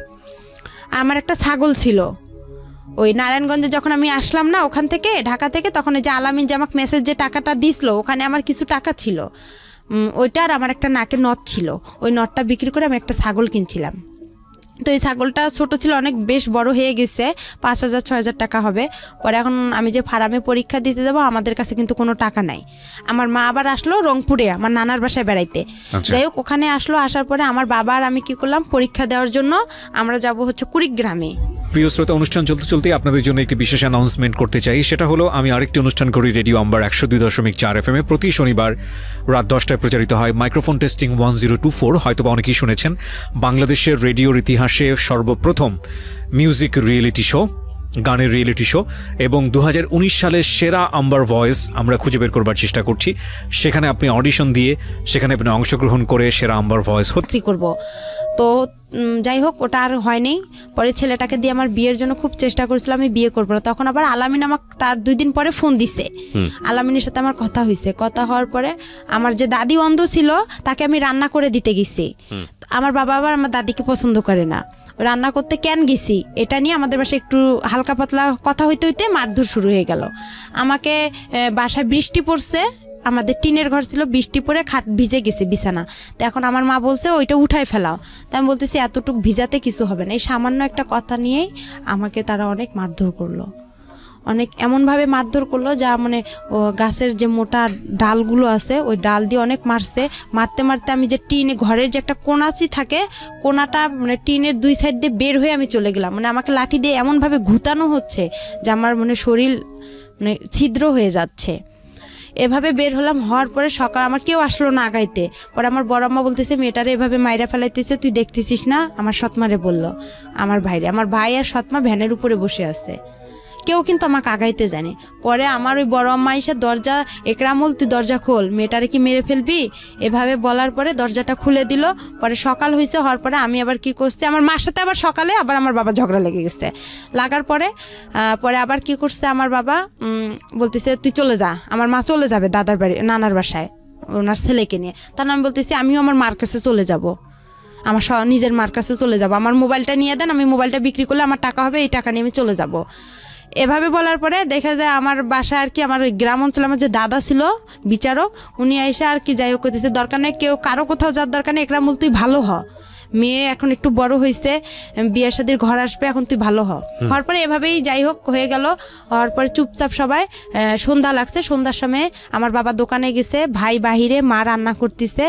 আর আমার মা আবার ওই যে রংপুরে আমি যেদিন পরীক্ষা দিতে গেলাম সেদিন আমার মা ওখান থেকে ঘর বিক্রি করে 5,000 টাকা নিয়ে আসছে। ওখানে যে আমার আগের ঘর বাড়িগুলো ছিল রংপুরে নানার বাসায়, ওগুলো সব বিক্রি করে চলে আসছে ওরা। তখন ওই 5,000 টাকা নিয়ে আসছে। ওই 5,000 টাকা আমি কি করছি, ওই ছেলেকে আমার চাচিকে বলছি যে চাচি ওই ছেলেটাকে বলেন তো, আমার আর মারধর ভালো লাগে না, আমার খারাপ লাগতেছে অনেক। খুব কান্না করছি তার কাছে। করার পরে সে পরে বলতেছে, আমি বলতেছি রানাকে বলেন, ওই যে ছেলে মিস্ত্রি ওর নাম ছিল রানা। পরে আমি বলতেছি রানাকে বলেন আপনি, দেখেন ও আমাকে আমার মার কাছে রেখে আসবে নাকি। কয় কি না, তুমি এই কথা বললে কি সে তোমাকে নিয়ে যাবে, তুমি বলতে হবে যে আমি তোমাকে বিয়ে করলে সে তোমাকে আগায় রেখে আসবে, আর 5,000 টাকা দিয়ে কি হবে। এই কথা বলে আমি বলতেছি আচ্ছা ঠিক আছে, আমার নাকের নটটা আছে, এটা আপনার কাছে রাইখেন, এটা আপনি বিক্রি করে নিয়েন। আমি ভাবলাম যে সবারই তো একটু না একটু লোভ আছে। পরে এভাবে সন্ধ্যা লাগছে, আমার সবাই দিক ওদিক হয়েছে, আমি 5,000 টাকা নিছি। আর আমার ব্যাগের কাপড় চোপড় আগে থেকে আমার ওই চাচির ঘরে ছিল, ওই কাপড় চোপড় নিয়ে ছেলেটা আসছে সন্ধ্যার দিক দিয়ে। ছেলেটা আগে থেকে বাহিরে ছিল, ও মানে সাইকেল নিয়ে। পরে ওই ছেলেটা আসছে সন্ধ্যার দিক দিয়ে আমি ছেলেটার সঙ্গে চলে গেছি। ছেলেটা অনেক জোরে মানে ভয় পাচ্ছে। আর আমার আব্বু একটু মানে পুলিশ থানায় করতো, আওয়ামী লীগ করতো। পরে সে কী করছে, আবার খবর পাইছে সঙ্গে সঙ্গে যে আমি বাসা থেকে খোঁজাখুঁজি করছে আমাকে। মা দেখছে এসে টাকাও নাই, আমি তো পালাই আসছি। পরে ছেলেটা অনেক জোরে সাইকেল চালাইতে এক বাসায় এসে বলতেছে একে একটু ভ্যানে উঠাই দেন। পরে আমাকে ওখানে আবার অনেক পুলিশ, গ্যাঞ্জাম হচ্ছে রাস্তায়। ছেলেটা আবার খুব ভয় পাইতো, মানে একটু মূর্খ ছিল, খুব পুলিশ ভয় পেত। পরে বলতেছে উনারা আবার কি করলো, আমাকে ভ্যানে উঠে হাফ রাস্তা পার করে দিল, যে জায়গাটা গ্যাঞ্জাম। পরে ওই জায়গাটা আমি গেলাম, যাওয়ার পরে ছেলেটা আবার আমাকে সাইকেলে উঠায় নিল। নেওয়ার পরে সে অনেক জোরে সাইকেল ছাড়ছে। পরে আমি রাস্তায় পড়ে গেছিলাম, গড়তে অনেক দূরে চলে গেছিলাম, মাথায় ব্যথা পেয়েছিলাম, কোমরেও আঘাত পেয়েছিলাম, অ্যাক্সিডেন্ট হয়েছে। হ্যাঁ। পরে হওয়ার পরে সে আমাকে তার মামির বাসায় নিয়ে গেল। নিয়ে যাওয়ার পরে তার মামাতো বোনেরা আমার ব্যাগটা খুলে দেখলো কি আছে। যখন 500 টাকা নোট ছিল, গ্রাম অঞ্চল, 5,000 টাকা পাইছে তারা মানে খুবই একদম খুশি হয়ে গেল। পরে আমি বলতেছি যে আমার মাথায় পানি ঢালা হইলো, আমাকে পানি খাওয়ানো হয়েছিল। হওয়ার পরে আমি একটু হালকা ভালো লাগতেছিল। পরে বলতেছে ছেলেটা আমার ঘরে একাই, ওরা সবাই বের হয়ে ছেলেটাকে আমার ঘরে রেখে আসছে। পরে ছেলেটা আমার গায়ে টাচ করতে চাচ্ছে। আমি বলতেছি আপনি আমাকে টাচ করবেন কারণ আপনাকে না আমি বলছি যে আমার মার কাছে রাখতে হবে। তো বলতেছে আপনি না বলছেন আপনার চাচিকে বিয়ে করবেন আপনি আমাকে। আমি বলতেছি আমি তো একটা ছেলেকে সম্পর্ক করি, আমি একটা ছেলেকে খুব ভালোবাসি, আর আমি আপনাকে বিয়ে করতে পারবো না, আর আপনাকে আমার ভালো লাগতে হবে। আমি তাকে এভাবে বুঝাই বলছি, আপনি কেন বুঝতেছেন? আমার সৎমাও তো আপনার সাথে বিয়ের কথা বলছে, আমি তো বলেই দিচ্ছি যে না আমি আপনাকে বিয়ে করতে পারবো না। তারপরে বলতেছে যদি না হয়, তার মামা বলতেছে, আমার ওই মামা শ্বশুর বলতেছে তাহলে তোমার বাবাকে ডাক দেব। পরে আমি বলতেছি বাবার যদি ডাক দেয় তাহলে তো আমার অবস্থা আরও খারাপ আছে, তাহলে আমার দুনিয়াতেই রাখবে না, তাহলে আমার কি হবে। পরে এখন ওই রাতেই যাই হোক ওরা আমাকে ওই রাতের 1টা বাজে ওরা আমাকে কাজী অফিসে নিয়ে গেল, নিয়ে যায় ওখানে আমার বিয়ে পড়াবে। পরে এখন কবুল বলতে বলছে তখন আমি একটা কবুল বলছি, আর বাকি 2টা বলিনি। না বলে আমি ইচ্ছা করেই আমি ওখানে মাথা ঘুরে পড়ে গেছি। পড়ে যাওয়ার পরে আধা ঘন্টার মতন আমি নিঃশ্বাস নেই না, মানে ওরা আমার কাছ থেকে যখন সরে যায় আমি তখন নিঃশ্বাসটা নিয়ে আবার নিঃশ্বাস বন্ধ করে রাখি। এভাবে আর কবুল বলিনি। পরে কাজী বলতেছে কবুল বলতে হবে না, আর আপনারা নিয়ে যান, সমস্যা নাই। পরে তার বাসায় আর সরাসরি আনে, তার বোনের বাসায় রাখছিল আমাকে। ওখান থেকে সকালবেলা আমাকে ওই ছেলে নিয়ে আসছে। পরে নিয়ে আসার পরে দেখি ছেলেটা মানে মূর্খ তো একদম, একগুলো জুতা পরছে অনেক বড় বড়, একটা পাঞ্জাবি পরছে অনেক ঢিলা, অনেক কীরকম। আমার কাছে খুব খারাপ লাগছিল যে এই ছেলে এসব পরছে কেন। আবার ওই যে বরের যে টুপিগুলো মাথায় দেয় ওগুলো পরছে। আমি বলতেছি এটা কি কোনো পাগল না আশ্চর্য, যেগুলো কি। আমি কিন্তু ভাই গ্রামে সেরকম বড় হইনি, আমি যে সৎ নানার বাসায় বড় হয়েছি, মানে একটা ভালো ফ্যামিলিতে বড় হয়েছি। অত্যাচার হলেও একটা মানে পরিবেশ বুঝতে পেরেছি। হ্যাঁ, তারপরে আর কি আমি ওসব আমার কাছে খুব খারাপ লাগছে। আয়সা দেখলাম ওদের বাসা আসলাম, সবাই বলতেছে যে আসতেছে, বলতেছে এই মেয়েটা কে, কই থেকে আসছে, এত সুন্দর মেয়ে। পরে আমার চুল দেখে সবাই পাগল হয়ে গেছে, আমার চুল মাশাআল্লাহ অনেক বড়। বলতেছে মেয়েটা এত সুন্দর, বলছে রানার বউ। না, এটা বিশ্বাসই হয় না, এটা কোনো ভদ্র ঘরের মেয়ে। এর তো গেট আপ দেখে একটা ছেলে বলতেছে, এর গেট আপ দেখে বোঝা যায় না। ছেলেটা শিক্ষিত ছিল, বলতেছে আপু কই থেকে আসছেন। তা আমি বলতেছি যে আমি রানার বউ। পরে বিশ্বাস করে না কেউ। পরে যাই হোক ওনার বাসায় আসে দেখি ওনার বাসা ভেয়ে কিছু নাই, শুধু একটা চৌকি ছিল, একটা টেবিল ছিল। আর আমার মা সৎমা বলছিল তারা অনেক বড় লোক ছিল, তারা সেই রকম ফ্যামিলি। পরে যাই হোক এভাবে যাওয়ার পরে তার সাথে আমার 5-6 দিন, কিন্তু তাকে যে আমি টাচ করতে দেইনি। আমি এখানে একটা কথা বলি আপনাকে, এই ছেলেটার নাম ছিল রানা। জি। এর সঙ্গে বিয়েটা দিল কে তাহলে আপনার? এই আমি যে তার মামার বাসায় আসলাম, পালায় যে তার সঙ্গে আসলাম, তার মামার বাসায় উঠলাম। তারা যে আমার পরিচয়টা কিভাবে হয়েছিল রানার সঙ্গে? পরিচয়টা হয়েছিল আমাদের বাসার পাশে যে চাচার বাসা, সে রানার সঙ্গে পালিয়েছিলেন কেন? পালিয়েছিলাম ওই যে বাবা যে মারধর করলো আমাকে, মারধর করলো, তখন আমি আর খুব চিন্তা করলাম যে এত মার খাইছি, আমি আমার মার কাছে চলে যাব। বেছে নিলেন রানাকে কেন বেছে নিলাম, ও একটু মানে হাবা বোবা টাইপের ছিল। আচ্ছা, তো আপনি হাবা গোবা মনে করে ওর হাত ধরেছেন, ও আপনাকে হাবা গোবা বানিয়ে দিয়েছে। যাই হোক তারপরে যাই হোক ওই 5,000 টাকার কারণে ওরা আমাকে এরকম করছে। পরে যাই হোক আমি যখন আসলাম, পরে আসার পরে একটা মহিলা আমাকে জিজ্ঞাসা করতেছে তুমি কি এটা ইচ্ছা করে বিয়ে করছো না এটাতে কোনো সমস্যা আছে। আমি চুড়ি পরতেছি না, নাকে ফুল পরতেছি না, আমি বলতেছি আমাকে এসব ভালো লাগে না, আমি এসব পরবো না। তখন বলতেছে কেন পড়বা না, ওই আমার খালাটা বলতেছে, ওর খালা শাশুড়ি। তো আমি বলতেছি যে আপনাকে একটা সত্যি কথা বলবো। তো বলতেছে বলো। আমি বলতেছি আমার বাসা এখানে, আমি এভাবে আসছি। তখন বলতে আমি তার পা চিপে ধরছি, ধরে খুব কান্না করছি ভাইয়া, মানে এতটা পরিমাণের কান্না করছি যে আমাকে আপনারা একটু হেল্প করেন, আমি ওর সঙ্গে থাকবো না। তখন আমার কাছে ফোন টোন কোনো কিছুই ছিল না।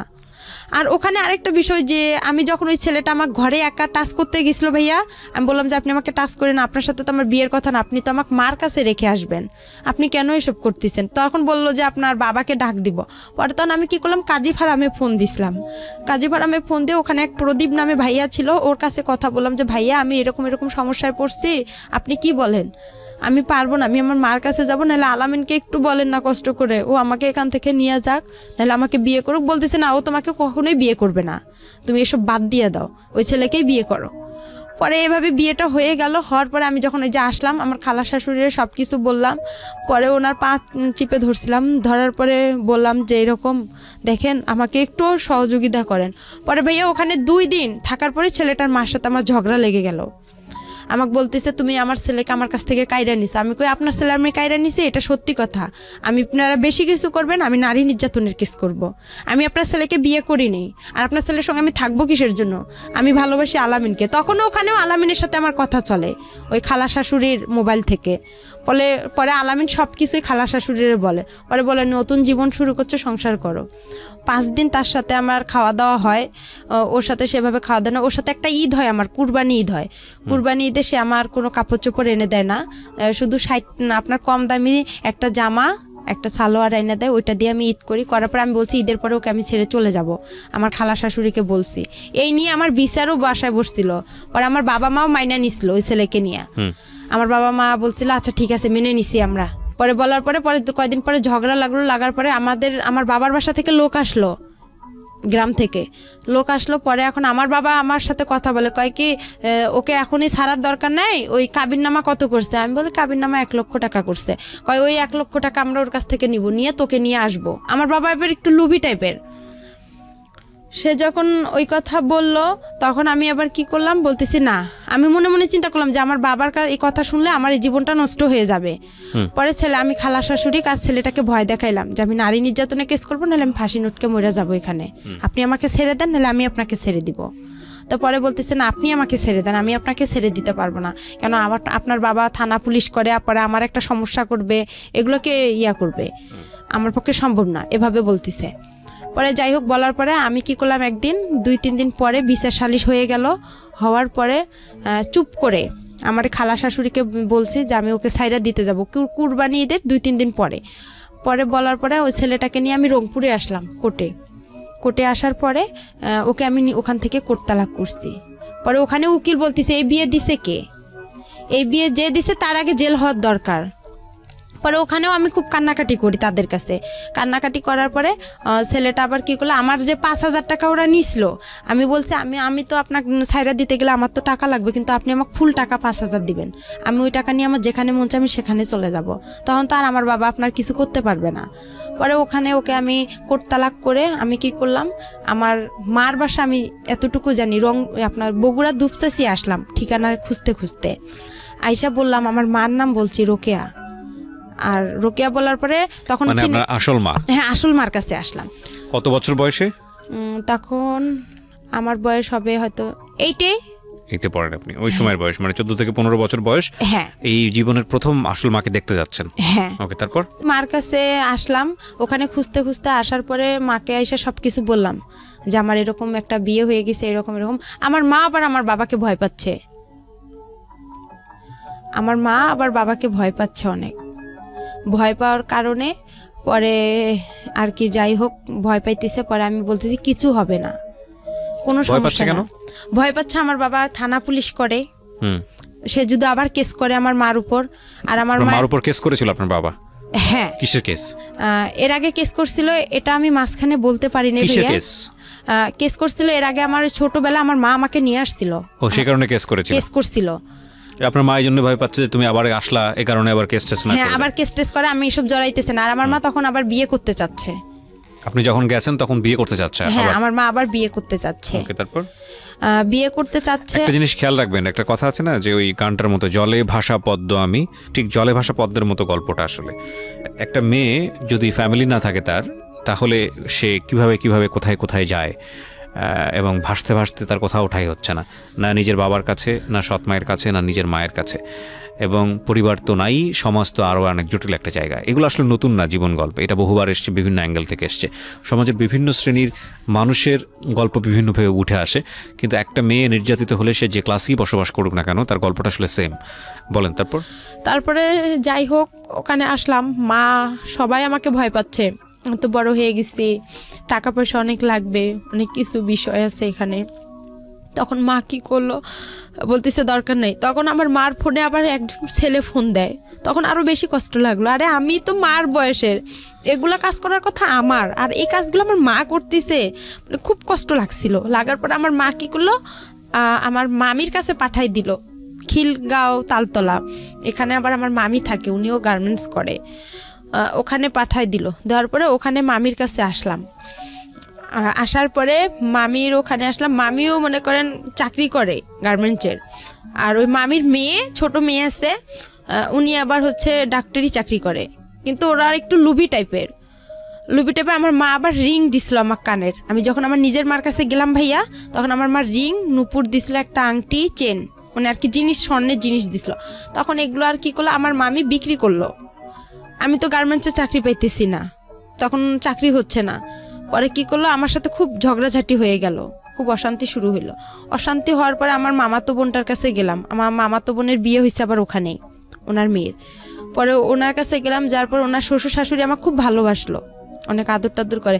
থাকার পরে ওখানে দেখা যায় 1 মাস থাকলাম। থাকার পর আমার চাকরি হচ্ছে না, মামি কি খাওয়ায় না খাওয়ায়, এই এক কথায় দুই কথায় তার সাথে আমার খুব অশান্তি শুরু হয়ে গেল। আর একটা জিনিস, আমার মামা আসতো, আমার মামার আবার ছিল 2টা বউ, বড় বউ ছিল, উনি আবার ছোট বউ, আমি ছোট বউয়ের কাছে ছিলাম, ওখানে আসতো। তো আমি যে ভাগ্নি, তারা যে একটা ফিজিক্যাল রিলেশন হইতো, এটা আমার খুব খারাপ লাগতো। তারা, আমি তো তাদের মেয়ের বয়সের, আমার সামনে করতো, আমি তো বুঝতাম, হালকা পাতলা বুঝতাম, কিন্তু তারা বুঝতো না যে আমি তার ভাগ্নি বা তার ননদের মেয়ে। এগুলো আমি কি করতাম, আশেপাশে যে ভাড়াইটা ছিল তাদের কাছে বলতাম। তারা আবার কি করতো, অনেকে ভালো ছিল অনেকে খারাপ ছিল, এইটা নিয়ে আবার আমার মামির সাথে ঝগড়া হইতো। হওয়ার পরে এক কথায় দুই কথা আমার মামি আমাকে বলছে তুই চলে যা। তখন আমি চিন্তা করছি আমি কই চলে যাব।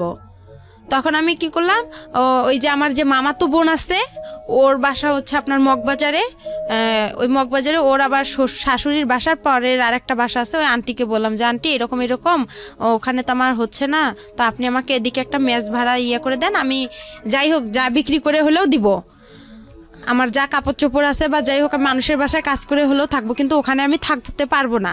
আর আমার মামির মানে কিছু রং ছিল। তারপরে যাই হোক এভাবে আমি ওখান থেকে ওখানে আরেকটা বাসায় আসলাম। আসার পরে ওখানে আর আমি কি বিদেশ যে মানুষ পাঠায়, বিদেশ বাসা পাইলাম, মামির বাসা থেকে আরেক মেসে আসলাম। ওই মহিলা আবার আমাকে নিবেন, ওখানে আমার মামাতো বোন আমাকে অনেক মারছিল, মারার পরে ওখানে আসলাম। আসার পরে আর কি যাই হোক ওখান থেকে আমি এক গার্মেন্টসের চাকরি পাইলাম। পাওয়ার পরে আবার আমি কি বিদেশে যে মহিলাদেরকে পাঠায় মেয়েদেরকে, তা আমি এতটা বুঝতাম না। পরে ওখান থেকে মানুষের খোঁজে পাইলাম যে মেয়েদেরকে বিদেশে পাঠায় আপনার ডান্সের জন্য। তো আমি আবার ডান্স পারি, তা আমি ভাবলাম যে আমি যদি ডান্সে যাই দুবাইয়ে তাহলে তো আমি ভালো টাকা ইনকাম করতে পারবো, আমি তো ডান্স পারি। পরে ওই আমি যে বাসা থেকে ওই বাসায় আন্টি বলতিছে যে তুমি খারাপ জায়গায় যাবা, আমার বাসা থেকে এখনই চলে যাও, বের হয়ে যাও। তখন আমি আবার ওই কাজী ফারামে আলামিনের সাথে আমার সব বন্ধ হয়ে গেল। এই আপনি বর্তমানে আপনার হাজবেন্ডকে নিয়ে স্টুডিওতে আসছেন, ওনাকে বিয়ে করেছেন কত বছর যাবত? ওনার বিয়ে করে আমার 3 বছর হয়ে গেছে। 3 বছর হয়ে গেছে।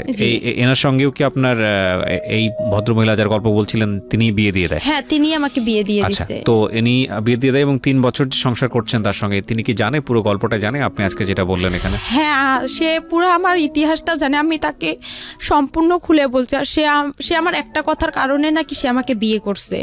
তাকে সেটা কথা হচ্ছে আমার যে বিয়েটা, ভাই এখানে আরেকটু তার সাথে যে আমার বিয়েটা হয়েছে, আমার ওই মামা শ্বশুর আমাকে দেখতে আসছিল, আমার হাজবেন্ড সহ দেখতে এসে আমার মামা শ্বশুর কথা উঠাইছে যে তোমার বাড়ি কই, কি কথার জন্য বিয়ে করেছে সেটা বলেন, আমি স্টোরি দিতে যাচ্ছি না। সেটা কি কথার জন্য, সেটা হচ্ছে সে চলে গেছে আমাকে দেখার পরে, সে চলে গেছে। যাওয়ার পরে সে বলতিছে হচ্ছে, আমি তাকে একটা মেসেজ করছি যে আমাকে কি আপনি ভুলে গেছেন, সে এই কথার কারণে নাকি আমাকে বিয়ে করছে, সে আমাকে অসহায় দেখে বিয়ে করছে। আপনার সব স্টোরি কি জানতো আগে, বিয়ের আগে যে ঘটনাগুলো ঘটেছে সেগুলো কি জানতো? তাকে আমি বিয়ের আগে সম্পূর্ণ বলছি যে আমি এরকম অবস্থা। আমার ওনার ফ্যামিলি আছে, ওনার বাবা মা সবাই জানে আপনার সম্পর্কে? না, ওরা কেউ জানে না। এই ছেলেটা কি করে আপনার হাজবেন্ড?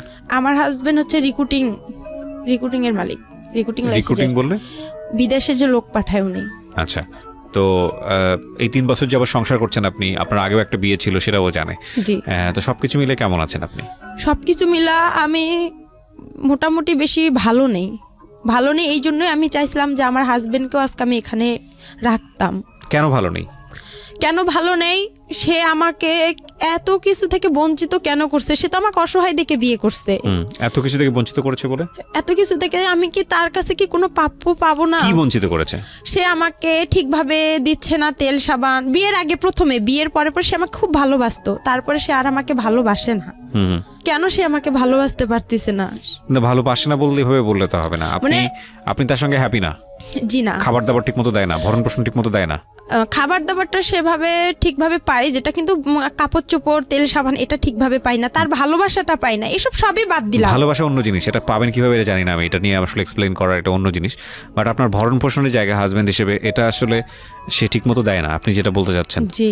এটা সে অন্য মেয়েদের সাথে কথা বলে, কেন সে এসব করে, কিসের জন্য করে, কেন? এটা অন্য ডাইমেনশন। আমি এই জায়গাটায় নাই বাজাই, আমি বরং আপনার হাজবেন্ড এতটুকু শুনলে হয়তো সে মন খারাপ করবে, তার সেই জায়গাটা থেকে আমি বরং এটা বলবো যে এগুলো না বলাটাই ভালো পাবলিকলি, কারণ যেহেতু আপনি এক্সিস্টিং তার সঙ্গে আছেন, এই বিষয়গুলো আপনাদের নিজেদের মধ্যে মিটিগেট করে ফেলাটা না। আমি এখানে আরেকটা কথা বলতে চাই যে আমি যেরকম আমি তো ভাইয়া সম্পূর্ণ কথা, আমি যেরকম আজকে পরিস্থিতিতে আসি, আমি শুধু একটা কথাই বলতে চাই যে আমি যে ভুলগুলো করছি এই ভুলগুলো যাতে। ভুল কি এখানে? আমার এখানে অনেক ভুল আছে, আপনি আমাকে একটু সময় দেন। আপনার ভুলটা কি বলেন? আপনি আমায় এতক্ষণ ধরে আপনি বললেন, আমি তো ভুলই খুঁজে পাইনি আপনার। আমার ভুল হচ্ছে প্রথমত আমি যে আলামিনের সাথে সম্পর্কটা করছি এটা প্রথমত ভুল। আমি ভালোভাবে যদি নিজের একটু চেষ্টা করতাম। আমি একটু শুনাই আপনাকে এবার, আপনি একটু মনোযোগ দিয়ে শুনেন। বলাটাই মুখ্য না, মূল বিষয়টা আসলে হলো আপনার গল্পটা উঠে আসছে। এই যে 1-1.5-2 ঘন্টা আপনি এখানে বললেন, মূল গল্পটা উঠে আসছে। একটা যেটা হচ্ছে আপনি একটা ভালো ফ্যামিলি পাননি, প্রথম সমস্যাই ছিল এটা। আপনি যদি একটা ভালো ফ্যামিলি পেতেন, আপনার যদি গাইড করার মতো মানুষ থাকতো, তাহলে আপনার জীবনটা অন্যরকম হতে পারতো। দুঃখজনক হলেও সত্য যে আপনি সেটা পান নাই। এরপরে এই যে অল্প বয়সে যে প্রেমের সম্পর্কে জড়িয়ে যাওয়া, বা একটা ছেলের সঙ্গে আপনি ঘর থেকে বের হলেন আসল মায়ের কাছে ফেরার জন্যে, এবং সে আসল মাই আসল মায়ের ইন্টারেস্টিং দেখেন, ও সৎ মায়ের কাছে দিন যাবৎ থাকলো, কখনো সৎ মায়ের কাছে থাকতে পারলো না, এবার বাবার কাছে গেল, বাবার কাছে গিয়েও সেখানেও থাকতে পারলো না, আবার সৎ মায়ের কাছে আসলো, সৎ মায়ের কাছেও থাকতে পারলো না। তখন মনে হলো যে না, আসল মায়ের কাছে ফিরে যাব। সেই জন্য সে একটা ছেলের হাত ধরে আসল মায়ের কাছে আসতে চাইলো। ওই ছেলে আবার তাকে ট্যাপে ফেলে বিয়ে করে ফেললো। বিয়ে করে ফেলে তারপরে শেষ পর্যন্ত ওখান থেকে সে ছাড়া পেলো। ছাড়া পেয়ে সে তারপরে গেল হলো আসল মায়ের কাছে। আসল মায়ের কাছে যাওয়ার পরে সেখানেও সে থাকতে পারলো না, দেখলো যে আসল মা তাকে রাখবে না কেসের ভয়, কারণ সে আরেকটা বিয়ে করার প্ল্যান করছে। সুতরাং এই পরিণত বয়সের একটা মেয়েকে দিয়ে সে কী করবে? সেখান থেকে সে আবার গার্মেন্টসে চলে আসলো। গার্মেন্টসে চলে এসে একটা মানুষের সঙ্গে তার পরিচয় হলো। সেই মানুষের সঙ্গে পরিচয় হওয়ার পরে, একটু থামেন প্লিজ, একটু নিজেকে কন্ট্রোল করেন। সেই মানুষের সঙ্গে পরিচয় হওয়ার পরে সে আলটিমেটলি হলো একজনকে বিয়ে করলো। আপনার হাজব্যান্ডকে আমি অবশ্যই ধন্যবাদ জানাবো যে এত কিছু জানার পরে সে আপনাকে রিসিভ করেছে। 8-10টা ছেলের মতো সে না, সেই জায়গাটা থেকে সে প্রশংসা পাওয়ার যোগ্য। ঠিক আছে, ওনার জীবনে ভয়ঙ্কর রকমভাবে কষ্ট আছে, এটা অস্বীকার করার কোনো উপায় নাই। তবে এটা ঠিক যে এত কিছুর পরও মানুষ সার্ভাইভ করে সোসাইটিতে।